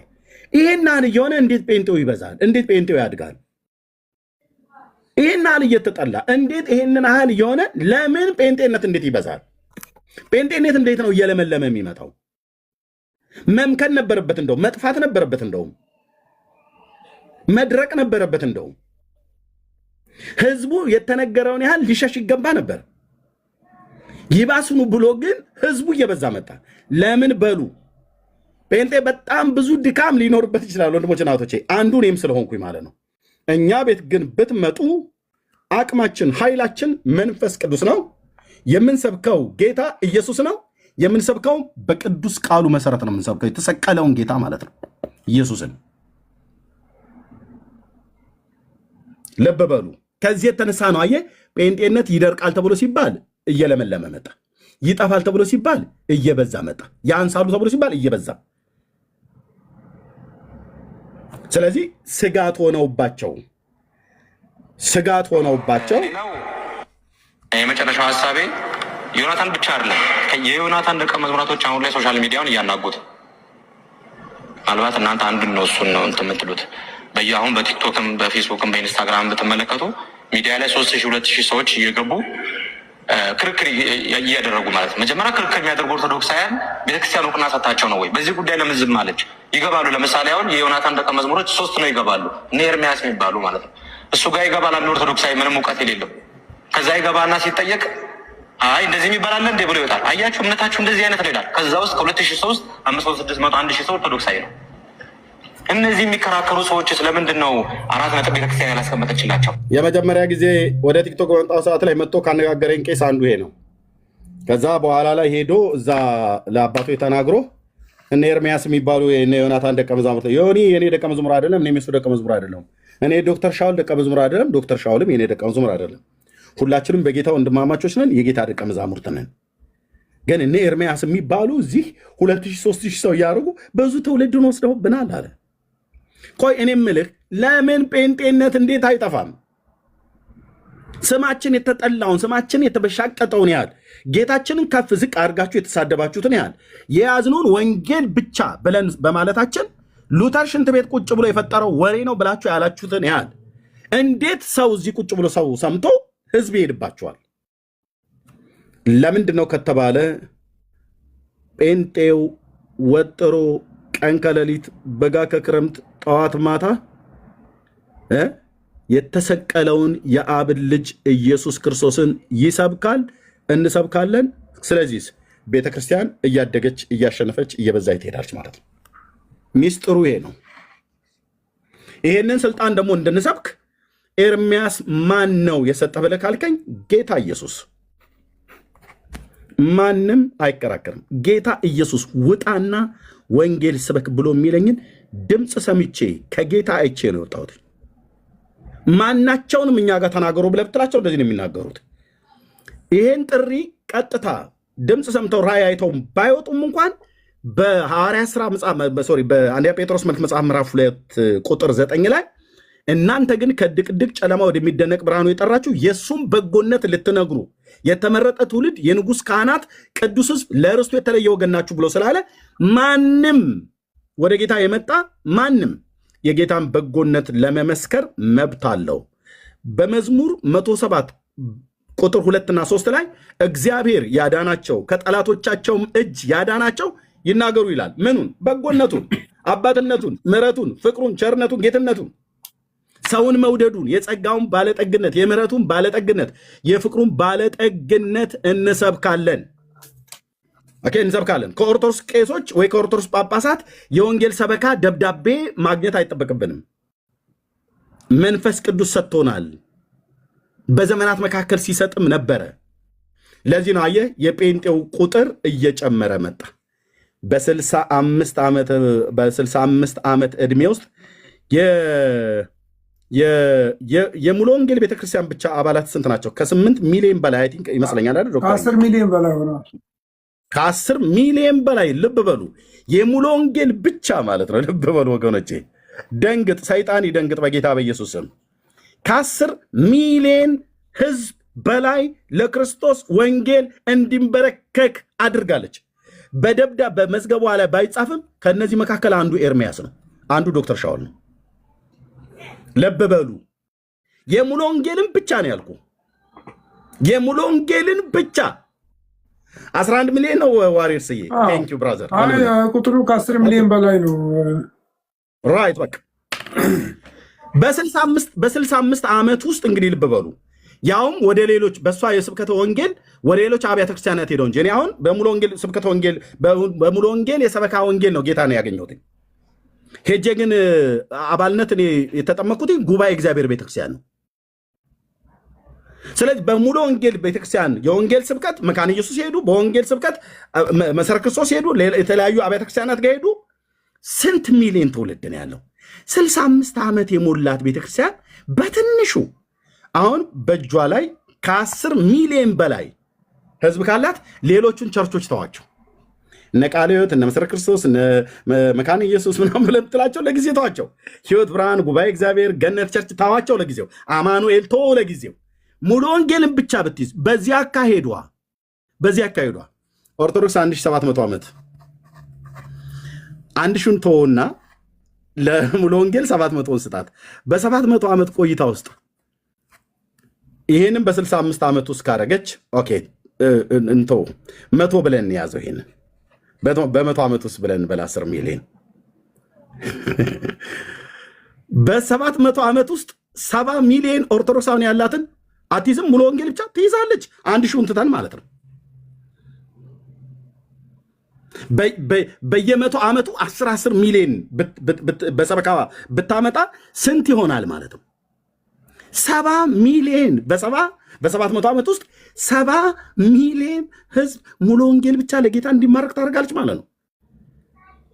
የሂሳብ ስሌቷን አውጥታ የምትወጣው አብያተ ክርስቲያኖቻችን ሌሎችም ተዋቸው ያልኩ በሙሉ የወንጌል ሰበካው በጌታ በኢየሱስ ክርስቶስ ስም በመንፈስ ቅዱስ ኃይል የእግዚአብሔር የመንግስቱ ወንጌል ይሰበካል። ለዚህ ነው ጴንጤነት የበዛው። ሲያላግጡ እናንተ ስታላግጡ ይኸው የራሳችሁ ካህናት የራሳችሁ ዲያቆናት አይ በ5 ዓመት ውስጥ ምን አለበሉኝ የጴንጤው ቁጥር ከኦርቶዶክስ በእጥፍ ባይጨማ ነው ባይበልጥ አለ ዲያቆኑ። ቄሱስ ጳጳሱ ባሉበት ስብሰባ ላይ ጳጳሳት ባሉበት ስብሰባ ላይ ቀርቦ ህዝብ እየሄደ ነው፣ ባዶ መቅረትስ አይሆንም? ይሄ ካህናት ስብሰባ ላይ ነው። እነኚህ ባሉበት ነው የስብሰባ የተደረገው። እነ ብፁዕ አቡነ ማን ናቸው? ማርቆስ ኦኬ፣ በስብሰባው ላይ ተነበረ። እንኳን ለአንድ ጎረምሳ እግዚአብሔር ያሳያችሁ ለሌላ አይሆንም። እነዚህ አባቶች ፊት ነው ቀርቦ ህዝብ እየተወሰደብን ነው፣ ምን እየሰራችሁ ነው የተባለው ማለት ነው። እሳቸው ደግሞ ምን እየሰራ ነው አሉ። ወንጌል ምንድን ነው የምታረጉት? የሊቃውንት ጉባኤ ስራው ምንድን ነው አሉ። ተናደው ተበሳጭተው እሳቸው የስብከተ ወንጌሉ ኃላፊ ናቸው። ብፁዕ አቡነ ማርቆስ የኢትዮጵያ ኦርቶዶክስ ክርስቲያን የስብከተ ወንጌል ኃላፊ። ወንጌል ይሰበካል አይሰበክም እሳቸው ናቸው የሚያውቁት። ጠርተው ምንድን ነው ያሉት? ባለፈው ሊቃውንቱን በሙሉ ጠርተው ድቅድቅ ጨለማ ውስጥ ነው ያለኑ፣ ቅዳሴ በመቀደስ ማህሌት በመቆም የኦርቶዶክስ ህልውና የሚቀጥል ይመስላችኋል? ጥያቄ ምልክት። አይመስለንም አሉ። ተነሱ፣ ወንጌል ስበኩ፣ አትፍሩ። የብፁዕነታቸው መልእክት ነው። ቤተክርስቲያኒቱ ወንጌል እንደማሰብክ እኔ ብቻ አይደለም የምናገረው፣ ብፁዕነታቸው ይናገራሉ። ሊቃውንቱን በየመደዳ ላስቆጥራችሁ እችላለሁ። ወንጌል ቤተክርስቲያኒቱ ውስጥ እንደማይሰበክ እነ ብፁዕ አቡነ ገብርኤል ተናግረዋል። እነ ብፁዕ አቡነ በርናባስ ተናግረዋል። እነ ብፁዕ አቡነ ማርቆስ ተናግረዋል። ስብከተ ወንጌል በኦርቶዶክስ ተዋሕዶ ቤተክርስቲያን ውስጥ እንደሌለ ማለት ነው። ጴንጤው ጋር ለምንድነው ህዝቡ የሚመጣው? ህዝቡ የሚበላ ይፈልጋል። ጴንጤው ወገኔ እየሰማኝ ነው ወይ? የጴንጤ አደገኛ ስትራቴጂ የሚባለው ባለፈው ሙስሊሙ ሲያቀርብ አንደኛው ብሎ እስላሙ ያቀረበው ቪዲዮ አለኝ። ጸሎት አደገኛ አካሄዳቸው የነሱ መርዛማ አካሄዳል። ጸሎት ከጸሎት ቀጥሎ ሰውን በፍቅር መቅረብ አሉ። ወይኔ ጴንጤነት ይለምልም አንተዬ። እኔ ሌሎችም ይለምልሙ፣ ግን በእኔ ምርቃት አይደለም ይለምልም። ሰውን በፍቅር መቅረብ በፍቅር መቅረብ ያንን ሰው ወንጌል መስበክ ብሎ በመደዳ እስላሞቹ ገብተው ነው ይቀዱን። እኛ ጋር የወንጌል አማኞች ካውንስል ውስጥ ገብተው ነው በስውር ቀርቶ መረጃ ላይ ብሎ አሜሪካ ሀገር ያለ ሙስሊም አውጥቶ ተናገረ። ቪዲዮ እጄ ላይ ያለ እና ወንጌል ሰብክ ይሄን ሰው እየቀረበውና አንድን ሰው በመጀመሪያ ይጸልያሉ አለ። አደገኛ አካሄዳቸው ይሄ ነው አለ። ምስጢራችን ወጣብን። አዎ እህት አለም ቸክ ያልኩሽ እስላሙ አለ፣ ጴንጤው አለ፣ ጴንጤው ኦርቶዶክሱ አለ፣ ካቶሊኩ አለ፣ አይሁዱ አለ። ብራዘር የኛ ጉልበታችን እዚህ ጋር ነው። ጸሎት ምልጃ እና ከዛ ይሄን ሰው በፍቅር ይቀርቡትና ከዛ ወንጌል ይሰብኩታል አለ።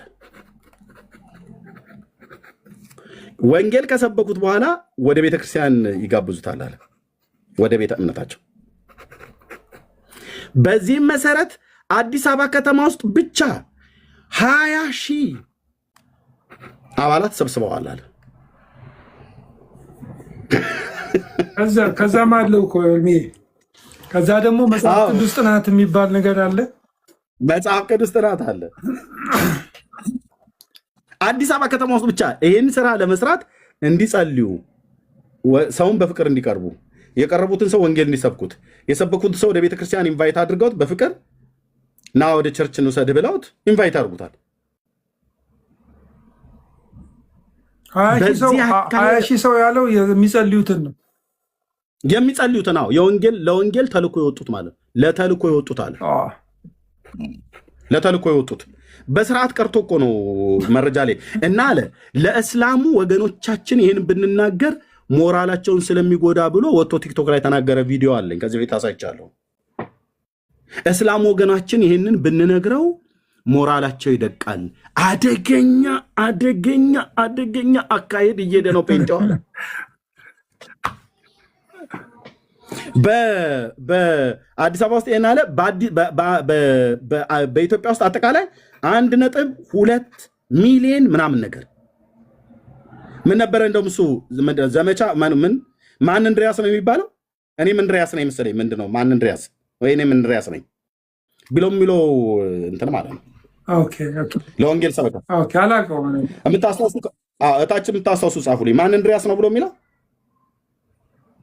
እኔም እንድሪያስ ነኝ ነው ምናምን ነገር እንደዚህ የሚል መርሃ ግብር አለ። ወንጌልን ለመስበክ ማለት ነው።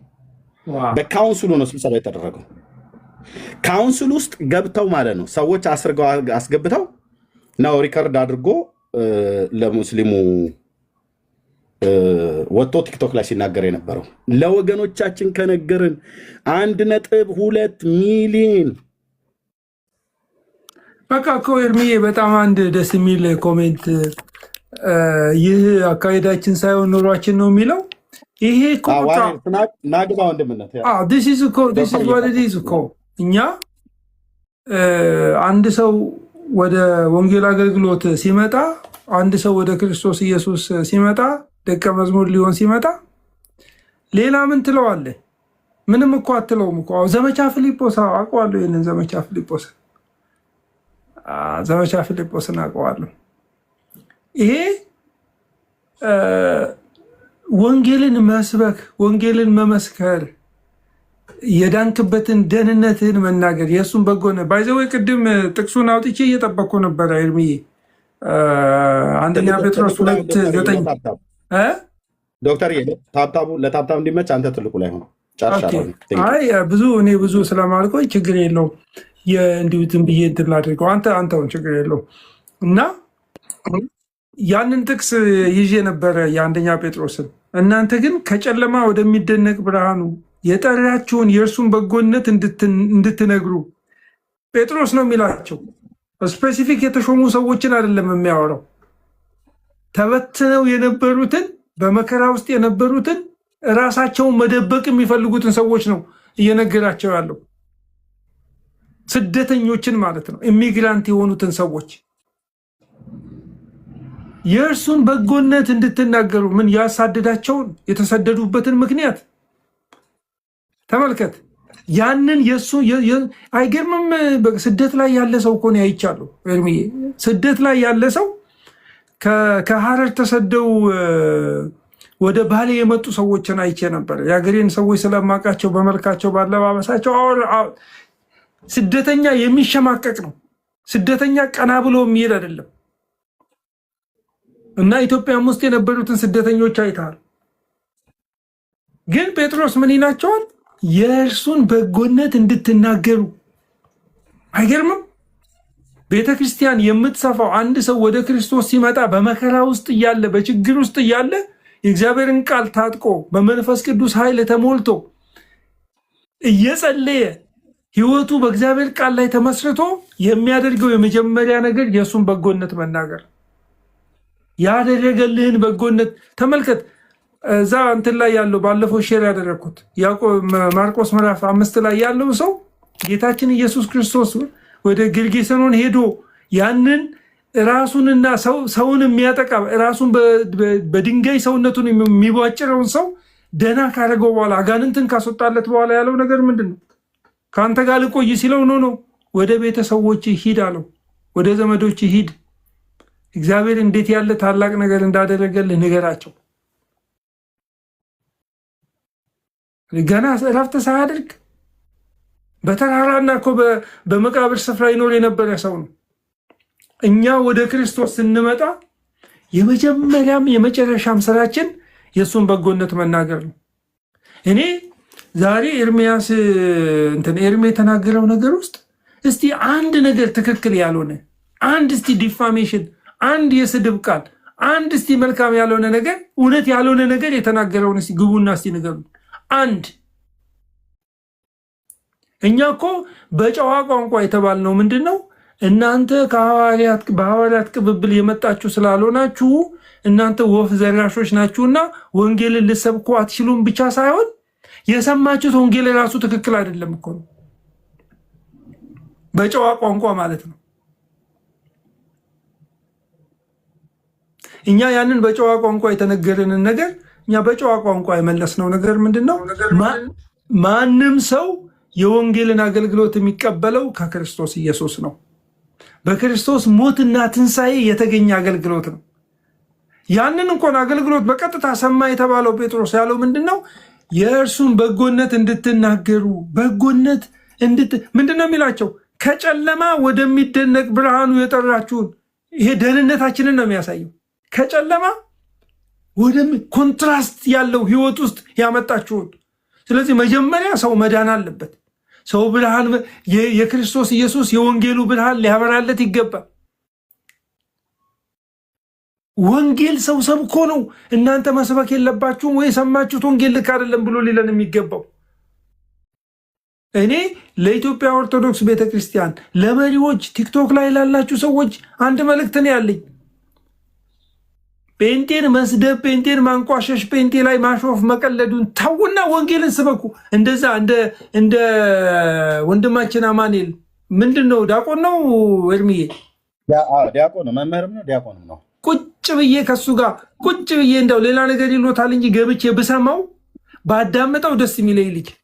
ወንጌልን ስበኩ እንደ ወንድማችን አማኑኤል፣ እንደ ዲያቆን አማኑኤል የሐዋርያት ሥራን ሲያስተምር አይቼዋለሁ። ቁጭ ብሎ ማፕ እንትን እያደረገ ወንጌሉን ከፍቶ ማለት ነው፣ አንድ ሌላ ነገር ሳይጨምር። እኔ አፍ ያላችሁ ሰዎች፣ መናገር የምትችሉ ሰዎች ለእነ አኬ ቻሌንጅ ማቀርብላችሁ፣ ለእነ ልደተ ቃል ቻሌንጅ ማቀርብላችሁ። እስቲ ማቴዎስ ወንጌል ምዕራፍ 1 ብላችሁ ጀምሩና ምዕራፍ 28 ላይ እስቲ ያቁሙ። ማርቆስ ወንጌል ምዕራፍ 1 በሉና ምዕራፍ 16 ላይ እስቲ ያቁሙ። እስቲ ዝም ብላችሁ እስቲ መጽሐፍ ቅዱስን እስቲ ያስተምሩ። መጽሐፍ ቅዱስን እሺ አታስተምሩ፣ እንደውም ይቅር እንኳን አንብቡ። እስቲ ቁጭ ብላችሁ ቲክቶክ ላይ ኑና እስቲ አንብቡ። ለምን እዚህ የእግዚአብሔርን ቃል ከተነበበ መንፈስ ቅዱስ በዚህ ቃል ውስጥ ስለሚሰራ ለኢትዮጵያ ለኢትዮጵያ ኦርቶዶክስ ቤተክርስቲያን ታላቅ መዳን የሪቫይቫል ዘመን ይመጣላታል። ቃሉን ብንሰማ ቃሉን ብንወድ ከፈለጋችሁ 81ዱንም አምጡና አንብቡላችሁ። ብቻ ግን አራቱ ወንጌላት እዚህ ጋር የተጻፈውን አራቱን ወንጌል ከማቴዎስ እስከ ዮሐንስ ያለው ወንጌል የሐዋርያት ሥራን አንብቡ። እመኑኝ ተስፋ ይሆንላታል ለዚህ ቤተክርስቲያን። አባት የሆነው መጽሐፍ ቅዱስ አይደል? ሌሎቹ አዋልድ ናቸው አይደል? አባትየውን እስቲ ዋንኛውን ኑና እስቲ አንብቡት። እዚህ ጋር ሪቫይቫል ይነሳል። የኢትዮጵያ ኦርቶዶክስ ቤተክርስቲያን ታይቶ የማይታወቅ ሪቫይቫል ይነሳል። እኛ እኮ ምንም እኮ ያደርግልንም እኮ የሁሉ ህዝብ ቢመጣ ምን ያደርግልኛል? እኔ እዛው ሆኖ ቃሉን ሰምቶ ቃሉን በሰሙት ላይ መንፈስ ቅዱስ ሲወርድ ታያላችሁ። ስለዚህ ትልቅ እኮ ነገር እኮ ነው፣ ትልቅ እድል እኮ ነው ወገኖቼ። ወንጌልን እንስበክ ነው አንድ ላይ በቃ ወንጌል እስቲ ይሰበክ። በቃ ይቅር ሌላው ነገር በቃ እስቲ ወንጌል እስቲ ይነበብ እስቲ እና ከጨለማ አይገርምም ወደሚደነቅ ብርሃን የጠራችሁን የእርሱን በጎነት እንድትናገሩ የተመረጠ ትውልድ ራሱ ነው የሚለው ጴጥሮስ ተጠሪያ የተባለው አፖስቶሊክ ሰክሰሽን ወሰድንለት የተባለው ጴጥሮስ ነው ይህንን የሚናገረው። የንጉሥ ካህናት ናቸው ይላቸዋል። ካህናት ሰብስቦ አይደለም፣ ሐዋርያትን ሰብስቦ አይደለም ይህን የተናገረው። የተሰደዱትን ሰዎች ለርስቱ የተለየ ወገን ናችሁ ይላቸዋል። እናንተ ቀድሞ ወገን አልነበራችሁም፣ አሁን የእግዚአብሔር ወገን ናችሁ። ምሕረት ያገኛችሁ አልነበራችሁም፣ አሁን ምሕረት አግኝታችኋል። በቃ ኑ ይህንን ወንጌል ስበኩላቸው። ጠዋት ጴንጤን ሰድበ ማታ ጴንጤን አንቋሽ፣ አንዴ ሉተር ላይ አንዴ ካልቪን ላይ አንዴ ዳትስ ናት ጎስፕል ሌትስ ፕሪች ዘ ጎስፕል። እኔ አሁን ኔክስት ታይም የማደርገው ጀምሬዋለሁ። የማርቆስ ወንጌል ኢየሱስ ክርስቶስ ያደረገውን ነገር፣ ያስተማረውን ነገር፣ የነካውን ነገር፣ የዳሰሰውን ነገር ወደ ብሉይ ኪዳን እየሄድኩኝ እየተመለስኩኝ ከቶራው አንጻር፣ ከትንቢቱ አንጻር፣ ከመዝሙር አንጻር ዝም ብዬ አነብላችኋለሁ ከማርቆስ ወንጌል።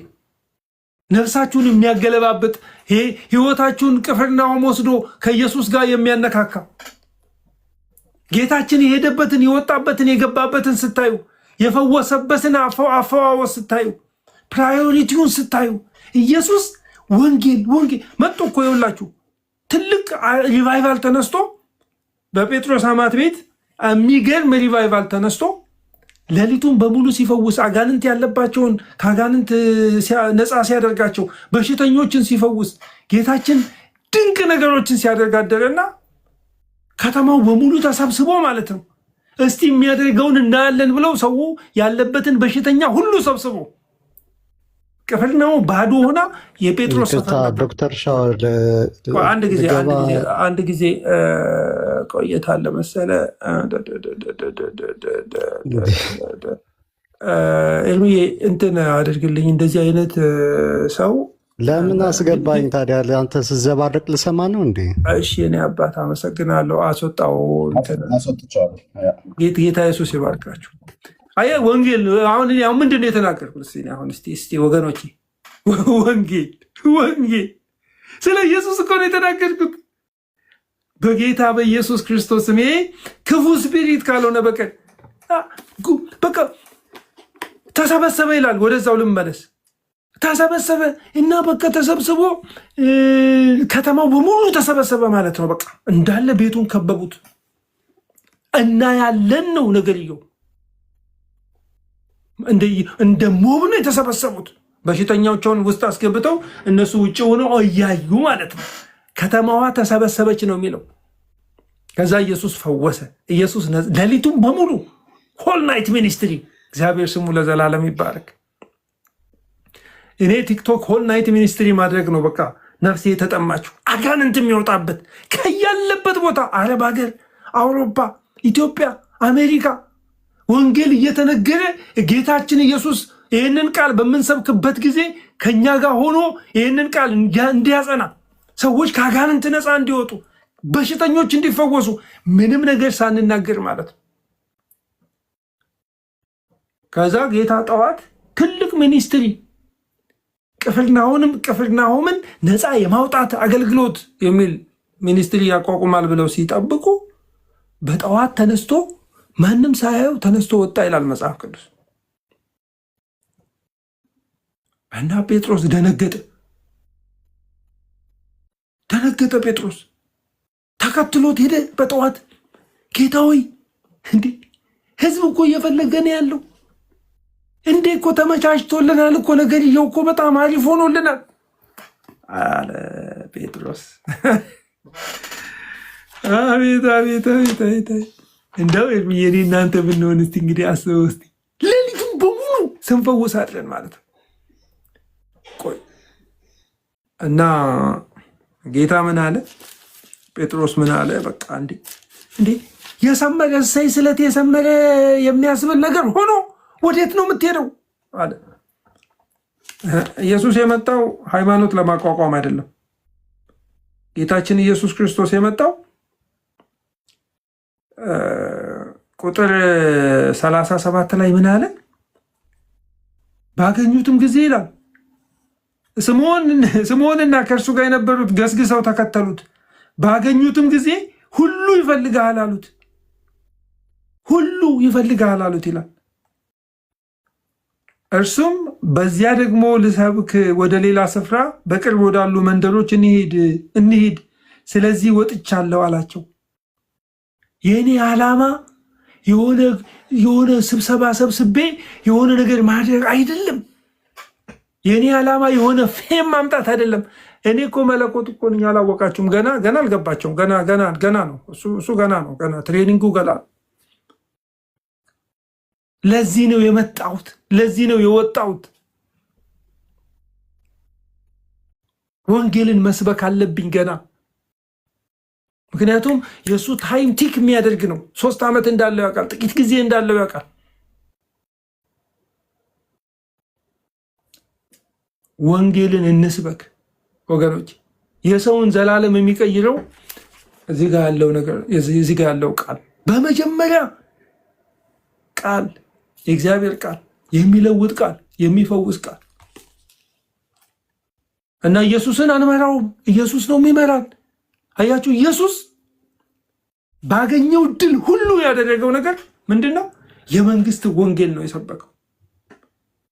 ለዚህ ነው የማርቆስ ወንጌል ኢንትሮዳክሽን የሚባለው ከምዕራፍ 1 ቁጥር 1 እስከ 14 ላይ ባለው ክፍል ውስጥ ስታዩ ዮሐንስ አልፎ ከተሰጠ በኋላ ኢየሱስ ክርስቶስ ምንድን ያደረገው ሚኒስትሪው የሚለውን ማርቆስ ሲያስቀምጥ ዘመኑ ተፈጸመ፣ የእግዚአብሔር ሕዝብ ተስፋውን የሚጠብቅበት ዘመን ተፈጸመ፣ የእግዚአብሔር መንግስት ቀርባለች፣ ንጉሱ መጥቷል፣ ይሄው ንጉሱ መጥቷል፣ ንስሐ ግቡ፣ በወንጌል እመኑ እያለ እነዚህን 4 ነገሮች ሰበከ። ይሄ ነው የመጨረሻው ዘመን። የኛ አገልግሎት ይሄ ነው። ለኢትዮጵያ ኦርቶዶክስ ቤተክርስቲያን ለሙሉ ወንጌል አሁን ያላትን ሞመንተም ይዛ እንድትቀጥል፣ መካነ ኢየሱስ አሁን ያላትን ሞመንተም ይዛ እንድትቀጥል፣ የወንጌል አገልጋዮች የወንጌል እሳት አሁን ያለውን ሁኔታ ይዞ እንዲቀጥል፣ ከዚህም በላይ ደግሞ ጠልቶ፣ ከዚህም በላይ አብቦ፣ ከዚህም በላይ ስህተቱ በሙሉ ተስተካክሎ እንዲቀጥል ወንጌል መሰበክ አለበት። በቃ ወንጌል ሲሰበክ አጋንንት ይወጣል። ወንጌል ሲሰበክ በሽተኛ ይፈወሳል። ወንጌል ሲሰበክ ሰዎች ጫታቸውን እየጣሉ፣ ሐሺሻቸውን እየጣሉ፣ ድራጋቸውን እየጣሉ፣ ዘረኝነታቸውን እየጣሉ ወደ ኢየሱስ ክርስቶስ ይመጣል። ወንጌላችን ይሰበክ። ኦርቶዶክስ ወንጌልን ስበኪ። የኦርቶዶክስ አፖሎጂስትንን የምትሉ ሰዎች ወንጌላችሁን ስበኩ። የፕሮቴስታንት አፖሎጂስትንን የምትሉ ሰዎች ኑ ወንጌሉን ስበኩ። ወንጌል የሰው ህይወት ይቀይራል። የተሰበከልን ወንጌል ነው የዘላለም ህይወት የሰጠን። የእርሱን በጎነት እንድንናገር ተጠርተናል። ከጨለማ ወደሚደነቅ ብርሃን የጠራን የእርሱን በጎነት እንድንናገር ተጠርተናል። የእግዚአብሔር ስም ለዘላለም የተባረከ ይሁን። እኔ ይሄ ነው በቃ በሚቀጥለው ዘመን የማደርገው ልቤ ውስጥ ያለ ነገር ቃሉን እያነበብን ሳንጨምር ሳንቀንስ እና ተመለሱ ወደዚህ ወንጌል። ጌታ ኢየሱስ ይባርካችሁ። እና እስቲ አንድ ነገር ኤርሚ ከተናገረው ነገር አንድ ውሸት ፎልስ አኪዜሽን ዲፋሜሽን የተናገረው ነገር ካለ 1 2 3 ብላችሁ ኑና ንገሩኝ። አንድም የለም። ለኦርቶዶክስ የማንቂያ ደውል ነው። ውስጥ የምናወራውን ነገር ለእናንተ መድኃኒት የሚሆን ነገር ነው የተነገረው። ስድቡን እንተወ፣ ሌላውን ነገር እንተወና በቃ እቺ ትልቅ ቤተክርስቲያን እንደ ስሟ ትልቅ እንድትሆን ወንጌል ይሰበክባት፣ ኢየሱስ ይነገርባት፣ በሜጋፎኖቿ ስለ ኢየሱስ ያወሩ። ጉልላቷን አይቶ ኢየሱስን የሚያውቅ ሰው ሊኖር አይችልም። ጉልላቷም ኢየሱስ ነው። ኦኬ እንትን ሜታፎሪክ እንትኑ ሊሆን ይችላል። በቃ ሚኒንጉ እንደዛ የተቀመጠ ሊሆን ይችላል። ኦኬ ግን ኢየሱስን ሰው መስማት አለበት። ሳይሰማ ሰው እንዴት ያምናል? እምነት ከመስማት ነው። ጉልላት አይቶ እምነት ሊሆነው አይችልም። ኢየሱስ ክርስቶስ ይሰበክ ይሰበክ ይሰበክ ይሰበክ። ክብር ለእግዚአብሔር። ሌላ ምንም ዓላማ የለንም። እኔ ምንም ዓላማ የለኝም። ይህንን ሁሉ ሚዲያ አቋቁሜ ምንም ዓላማ የለኝም። ከቲክቶክ የማገኘው 5 ሳንቲም ነገር የለም። ማግኘት እንደዚህ አይደለም የሚገኘው።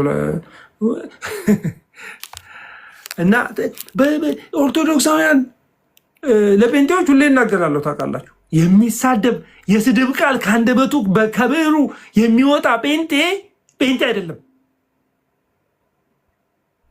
በፍጹም። ይሄ የወንጌል አማኝ አይደለም። ከአንደበቱም ከብዕሩም የሚወጣ ሰው እንደው የማውገዝ ስልጣን ጌታ ቢሰጠኝ አወግዛችሁ ነበር። ከአንደበታችን ሰውን ለማነጽ ያልሆነ በመንፈስ ቅዱስ ያልተከሸነ ጸጋን የማይሰጥ ንግግር፣ የስንፍና ንግግር፣ ጭቅጭቅ ያለበት ንግግር ከአንደበታችሁ አይውጣ፣ አይጻፍም ደግሞ። ግን ኦርቶዶክሳውያን የስድባችሁን ልክ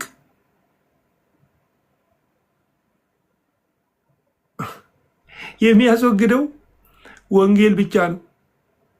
ከብዕራችሁም ከጣታችሁም ከአንደበታችሁም የስድብን ቃል የሚያስወግደው ቃሉ ብቻ ነው። ኖ አዘር ሚንስ በቃ ምንም ምክርም ምንም አይደለም። ለወገኖች ልስጥ። ሰላም ለእናንተ ይሁን ወገኖች። ቀጥል ዶክተር ሰላም ይብዛ። እንዴት ናችሁ? ሰላም ናችሁ ወይ? እግዚአብሔር ይመስገን። ሰላም ብያለሁ። እግዚአብሔር ይመስገን። ዋሪየር ወንድማችን እንኳን ያመጣ ወንድማችን ሰላምታ ይስጣ። ተባረኩ። አሜን። ዋሪየር ሰላም ለእናንተ ይሁን። የጌታ ጸጋና ሰላም ይብዛላችሁ። ደስ እያለ እየሰማሁ ነው።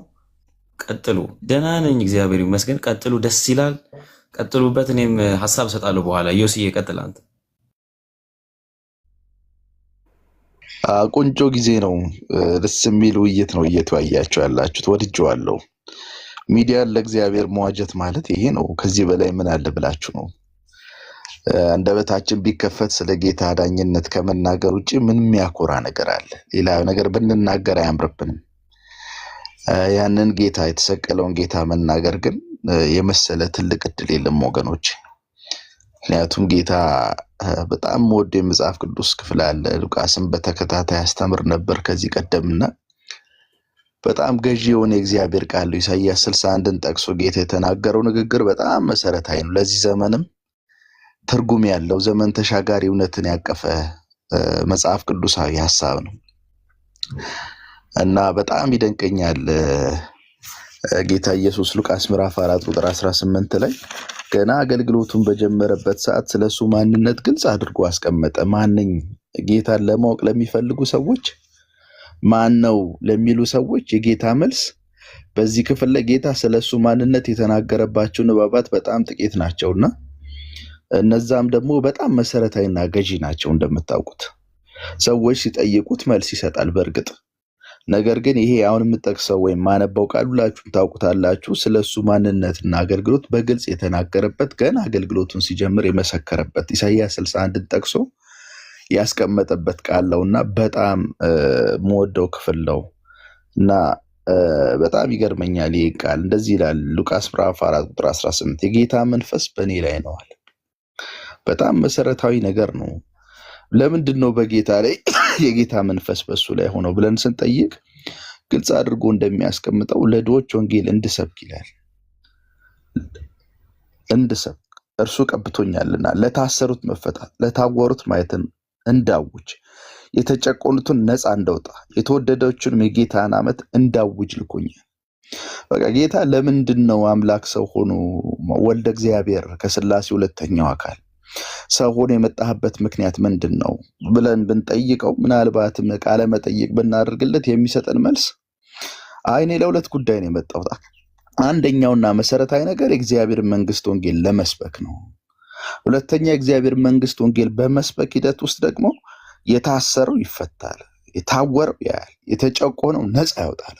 ይሄ ነው የኔ አገልግሎት አለ። አንደበታዊ ድርጊታዊ እነዚህ ሁለት አገልግሎቶች ግን እውን የሚሆኑት አለ ጌታ ኢየሱስ በጌታ መንፈስ ነው የተቀባሁት ለዛ ነው አለ። እና የኢየሱስ አገልግሎት መንፈስ ቅዱስን ያገለለ አልነበረም። እንደምታዩት ለታሰረው መፈታት፣ ለተጨቆነው ነፃ መውጣት፣ ለታወረው ማየት ይቻል ዘንድ የእግዚአብሔር መንፈስ ከሱ ጋር ነበር።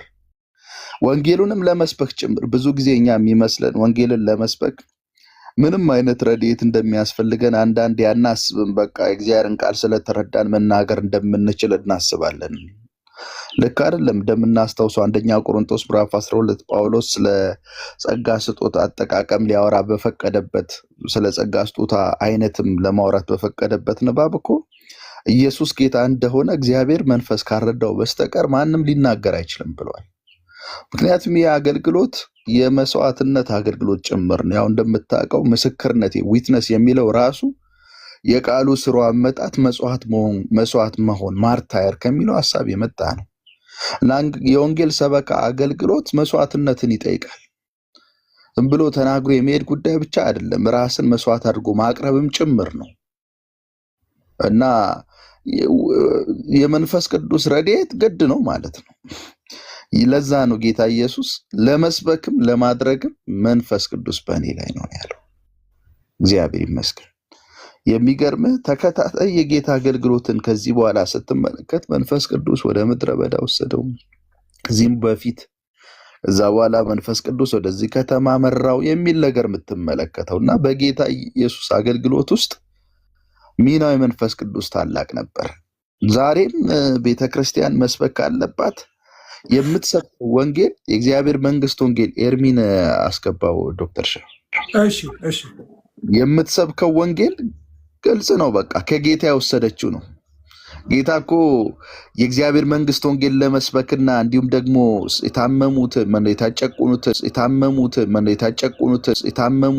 የታጨቁኑትን የታወሩትን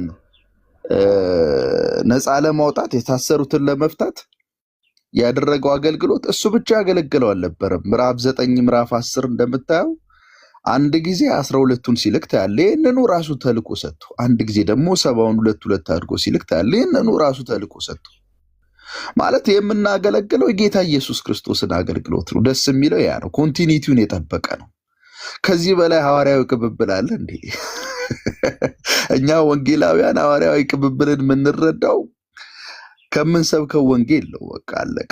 የምንሰብከው ወንጌል እውነት እንደ እግዚአብሔር ቃል መሆኑን እርግጠኛ እንሁን እንጂ ሐዋርያው ቅብብል ከዚህ በላይ ሊኖር አይችልም። የለም በቃ እንዴ በሰው እየተተካካ መምጣቱ እኔ ክፋት አለው ብዬ አላስብም። ነገር ግን ዋስትናው መተካካቱ ራሱ እውን የሚሆነው የሚሰበከው ወንጌል እስካልተጣሰ ድረስ ነው። የሚሰበከው ወንጌል ከተጣሰ የሰው መተካካቱ ምን ትርጉም አለው ወገኖች? ሌሚ ቻሌንጅ ምን ትርጉም አለው? መተካካቱ የእግዚአብሔርን ወንጌል የሚጥስ ከሆነ በእግዚአብሔር ወንጌል ላይ የሚጨምርና የሚቀንስ ከሆነ ምን ጥቅም አለው? ማሰሪያችን እሱ ነው። ለኛ ወንጌላውያን አማኞች የጌታ አገልግሎትን ነው የምናገለግለው። እና በጣም ነው የሚገርመኝ ጌታ 12ቱን ሲልክ ምዕራፍ 9 ላይ የተናገረው ነገር ሉቃስ ምዕራፍ 9 በጣም የሚገርም ነው። እግዚአብሔር መንግስት ወንጌል እንዲሰብኩ ኃይልና ስልጣን ሰጣቸው። ደዌያን እንዲፈውሱ፣ የታመሙትን እንዲፈውሱ፣ በአጋንንት ስርዓት ውስጥ ያሉትን ነፃ እንዲያወጡ፣ የእግዚአብሔር መንግስት ወንጌል ሰበካና ድርጊትን እኮ ነው እዚህም የምናየው። ጌታ የታሰሩትን መፍታት፣ ጨቆኑትን ነጻ ማውጣት፣ የታወረውን ማየት የሚለውን እኮ ነው እዛ ጋር ከአጋንንት እስራት ከበሽታ ነጻ ታወጡ ዘንድ የእግዚአብሔር መንግስት ወንጌል ትሰብኩ ዘንድ ኃይልና ስልጣን ሰጥቷቸው። ባለአደራ ነን እኛ። በቃ ኃላፊነታችን ምንድነው? የባለአደራነት አገልግሎት ነው። ኃይልና ስልጣን ሰጣቸው የሚለው የአገልግሎቱ ምንጭ እኛ አይደል። የአገልግሎቱ ምንጭ ጌታ ኢየሱስ ክርስቶስ ነው። በእሱ በሰጠን ኃይልና ስልጣን ነው የምናገለግለው። ኃይሉም ስልጣኑም ደግሞ ከመንፈስ ቅዱስ ጋር የተገናኘ ነው። ስለዚህ እኛ ወንጌላውያን ሌላ ትኩረት ሊኖረን አይገባም። እሱ የሰጠንን ጊዜ እሱ በሰጠን ጊዜ የሰጠንን ወንጌል እሱ በሰጠን ኃይልና ስልጣን ተመርኩዘን በእሱ ረድኤት እስከ መጨረሻው በታማኝነት አገልግለን እግዚአብሔር በፊቱ ስንቀርብ የሚኮራብን የሚደሰትብን ባሪያዎች አድርገን። በእውነት እኔ በጣም ደስ የሚለኝ አንድ መዝሙር አለ ተስፋዬ ጋቢሶ የዘመረው ጊዜ የለም። አሁን እኔ ጊዜ የለም ቢበዛ ከዚህ እድሜያችን ላይ 15 ዓመት ከዚህ እድሜያችን ላይ 15 ዓመት 20 ዓመት 30 ዓመት ጌታ እንደው ከጨመረልን በዚህ አጭር እድሜ ውስጥ ከአንደበታችን ሊጠፋ የማይገባው እውነት ጌታ የሰጠን ወንጌል ነው። እና ሲዘምር ነፍሴ ወደ አምላኳ ስጋም ወደ አፈሩ ሳይመለስ ቶሎ ቶሎ ብዬ ስራዬን ልጨርስ ያለው ዝማሬ በጣም ብዙ ጊዜ ሰው ሲቀበር የምንጠቀመው ዝማሬ ነው፣ የምንዘምረው ዝማሬ ነው። ዕለት ተዕለት ራሳችንን ልንነግረው የሚገባ ዝማሬ ማለት ይሄ ነው። እና ጊዜ የለም፣ ጊዜ የለም። መቸኮል አለብን። ላልሰሙት ወንጌል ማድረስ አለብን። ወንጌል ያልደረሳቸው በኢትዮጵያ ውስጥ በጣም ብዙ ብሔርና ብሔረሰቦች አሉ፣ በስም እንኳን ማናቃቸው።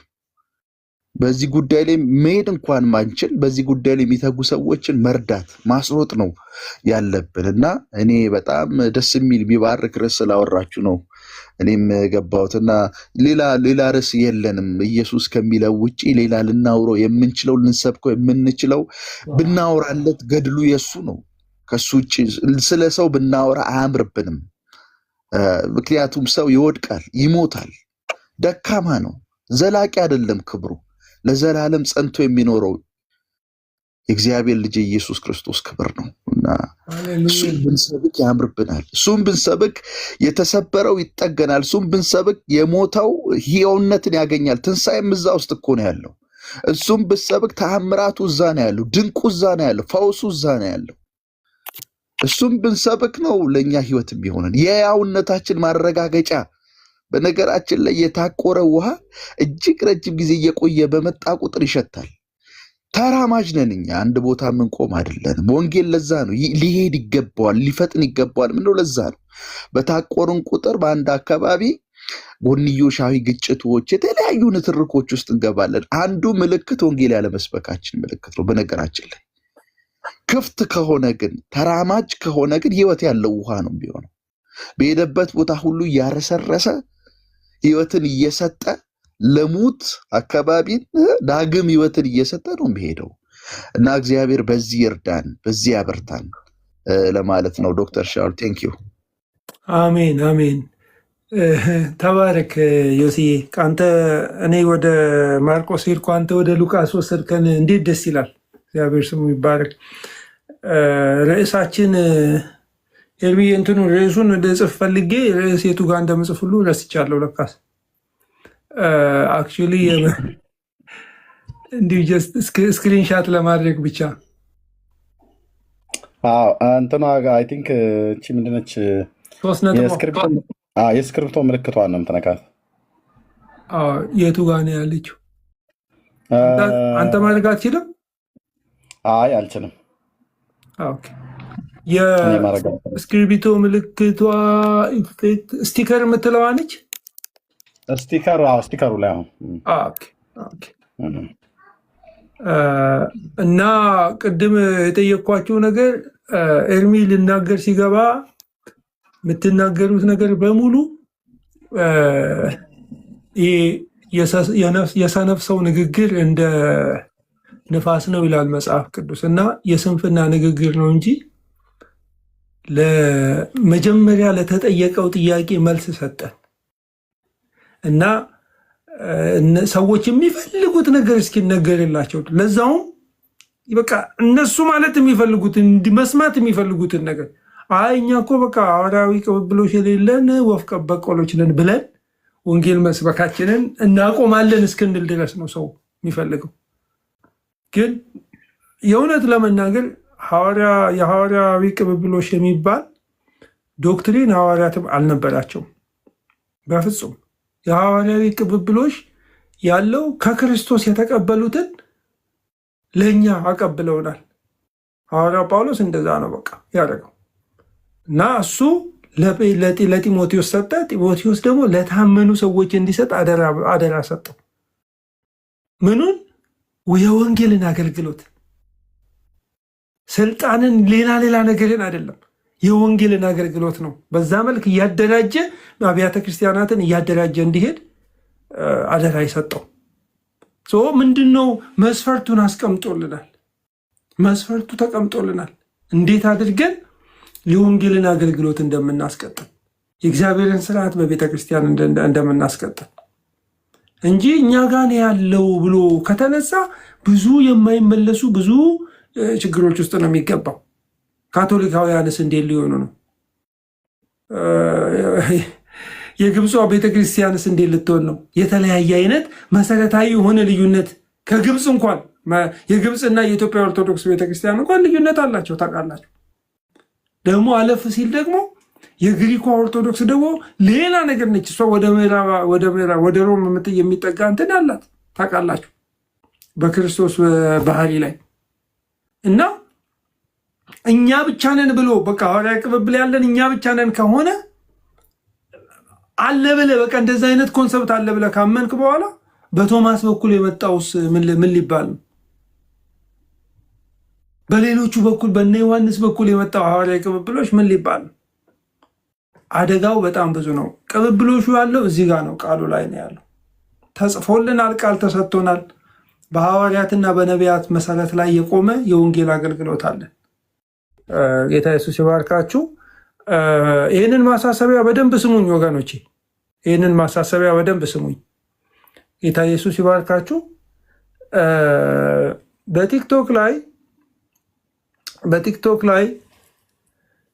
በቲክቶክ አገልግሎት ላይ ጳጳስ የለም፣ የቲክቶክ አለቃ የለም። ኤርሚ እግዚአብሔር በሰጠው ጸጋ፣ ዮሲ እግዚአብሔር በሰጠው ጸጋ፣ እኔ እግዚአብሔር በሰጠን ጸጋ ነው የምናገለግለው። እከሌን ስሙ እከሌን አትስሙ፣ እንደዚህ አድርጉ እንደዚህ አታድርጉ የማለት ስልጣን የለንም። ግን ሰዎች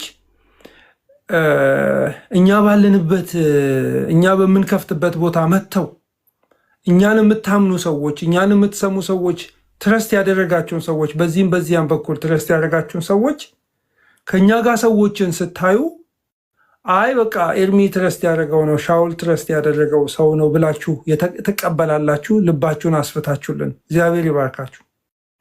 በስንፍናችን ምክንያት አንዳንድ ጊዜ ምስክርነት መስጠት የሌለብን ሰዎችን ሰጥተን ከሆነ ምሕረት አድርጉልን።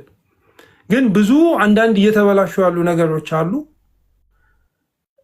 የወንጌል አገልግሎት ሽታ፣ የወንጌል አገልጋይነት ሽታ የማይታይባቸው ሰዎች እኛ ጋር ስላያችሁ ብቻ መጥተው የሆነ ነገር ቢጠይቋችሁ የሆነ ነገር ቢሏችሁ እንዳትሰሙ።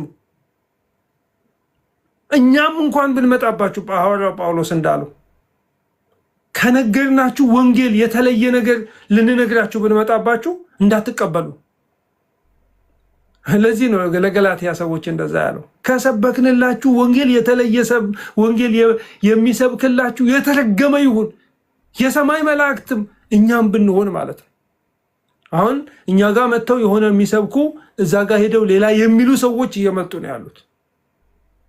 ወደፊት በግልጽ የምንናገረው ነገር ይኖረናል። ግን እስከዛ ድረስ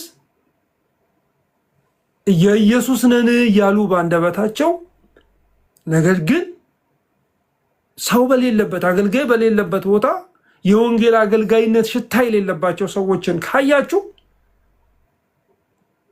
ኢየሱስንም እናውቃለን ጳውሎስንም እናውቃለን ማለት አለባችሁ።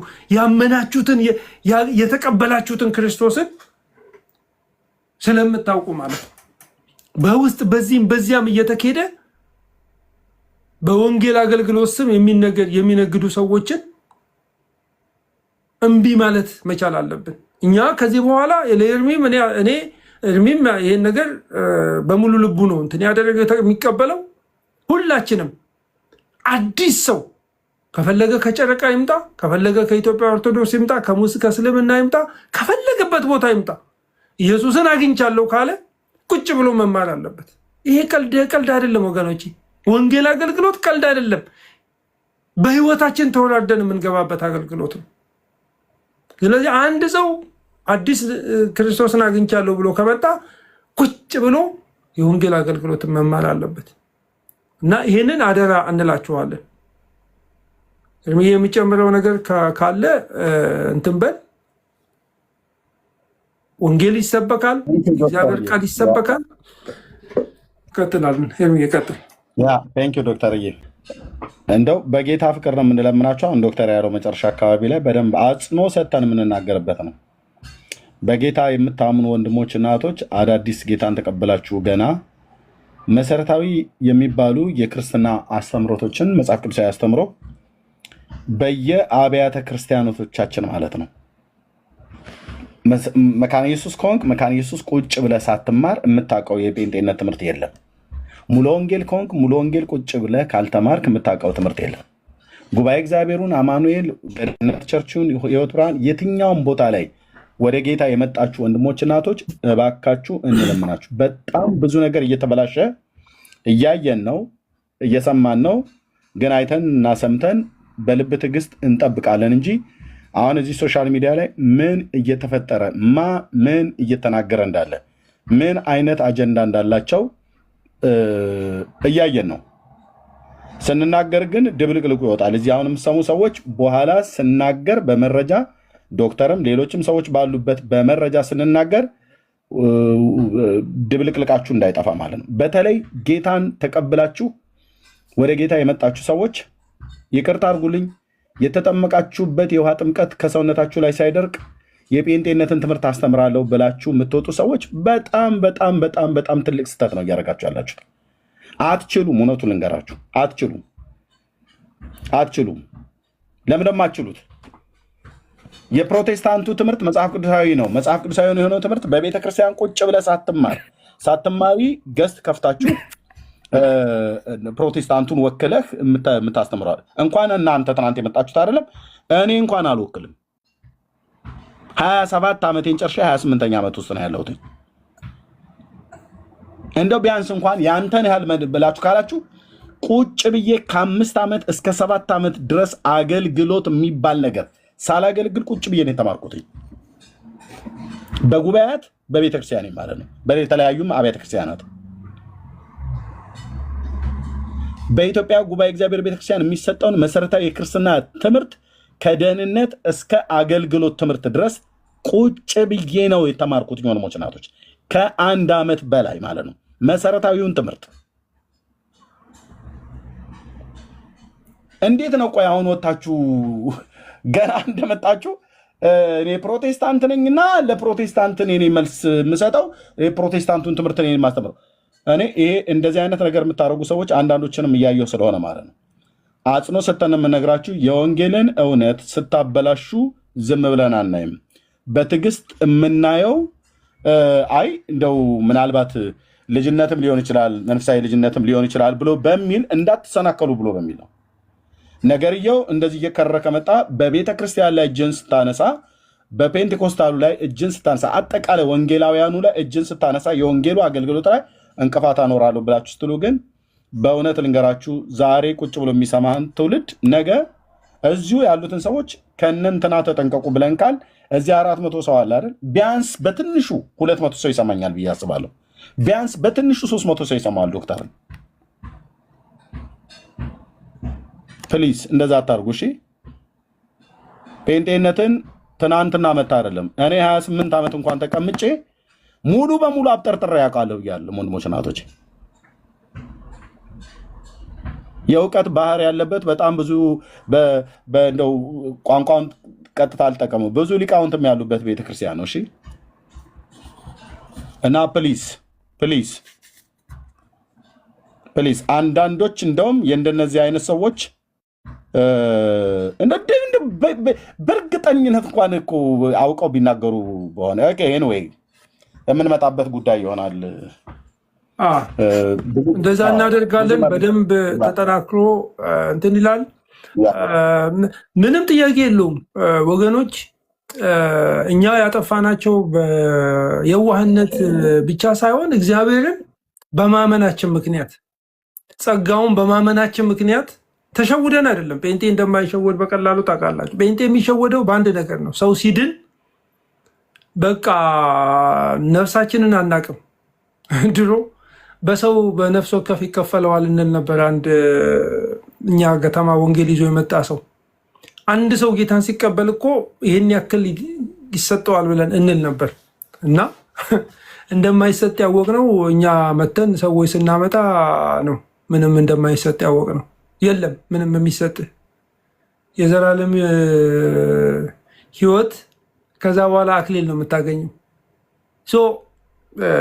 ደስ ይለናል ሰው ጌታን ሲቀበል እና ያው ስህተት ተሳስተናል፣ ምንም ጥያቄ የለውም። ታዋቂ ሰው በቃ ልባችንን አስፍተን ለመከለል ለመጠበቅ አያችሁ፣ እንደዚህ ንቅፍ ለማድረግ ስንል ስህተት ሰርተናል። በቃ አሁንም ልንሳሳት እንችላለን። በዛ መንገድ ግን ሁለት ጊዜ ድንጋይ ከመታ አንተ ራስነ ድንጋዩ ይባላል። በቃ እኔ ፐርሰናሊ ያጠፋናቸው ጥፋቶች አሉ። በየዋህነት እግዚአብሔርን ጸጋ አምነን ይለውጣል ብለን በቃ አምነን አሁንም አምነዋለሁ ቃሉን። ግን ምንድነው አሁን የሚቀጥለው? አንድ ሰው ጌታን ሲቀበል አዋቂ ይሁን ታዋቂ ይሁን ማንም ሊሆን ይችላል፣ ቁጭ ብሎ ደቀ መዝሙርነትን መማር አለበት። ማቹር ማድረግ ማቹር መሆን አለበት አንድ ሰው። ያንን ቲክቶክ ላይ ያለው ነገር መሬት ላይ እንደሚወርድ ማወቅ አለባቸው። የኢትዮጵያ በቃ ስሙን አልጥቀስባችሁ፣ የአንድ ትልቅ ቤተክርስቲያን ምክትል ፕሬዚደንት ቃለመጠየቅ እያደረጉ ዜጋ እናንተን ሰማችኋለሁ በጣም እያለ ሲናገር ሰማን እና ደነገጥኩኝ። እኔ ትልቅ ሰው እና እዚህ ጋር የምንናገረው ነገር መሬት ላይ እየተሰማ እዛ ሌጂቲሜሲ እየሰጠን ያለ ነው። ስለዚህ ጥያቄ ለመጠየቅ ካልሆነ አስተያየት ለመስጠት ካልሆነ እዚህ ጋር ሰው ማንም ሰው መጥቶ አሁን እኔ ተለውጫለሁ እንዲሆኛለሁ ብሎ እንዲጨፍር አንፈቅድለት። ያ አይሆንም፣ በፍጹም አይሆንም። እና ጌታ ኢየሱስ ይባርካችሁ ስለምሰሙን። አንዳንዴ ደግሞ በቃ ኤክሳይትድ ሆነን የምናጠፋውንም ጥፋት አንደርስታንድ ስለምታደርጉ ዋሬር ተናገርና ወደ ኤርሚ ቤት እንሄዳለን። እሺ ዶክተር አመሰግናለሁ። በጣም ይሄ በጣም ክሩሻል በጣም ወሳኝ ነገር ነው።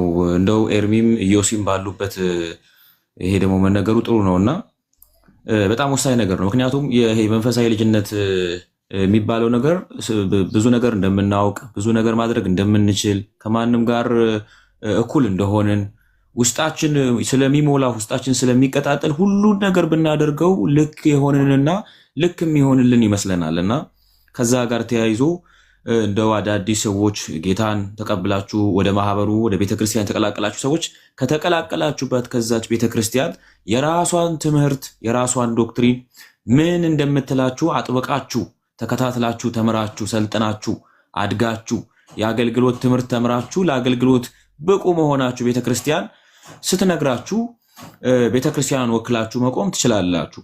ካልሆነ ደግሞ የገባቻችሁን ያቺ ትንሽዬ ወንጌል ብቻ ወንጌል መስበክ ድኛለሁ፣ መድኃኒት ኢየሱስ ነው፣ መዳን በኢየሱስ በማመን ነው፣ አርፍ ያለው ብላችሁ ኤክስፒሪየንስ ያደረጋችኋትን ያቺ ትንሽዬ ነገር መናገር ነው እንጂ ሌላ ጉዳይ ውስጥ ገብቶ ብዙ ነገር መዳከር ጥሩ አይደለም።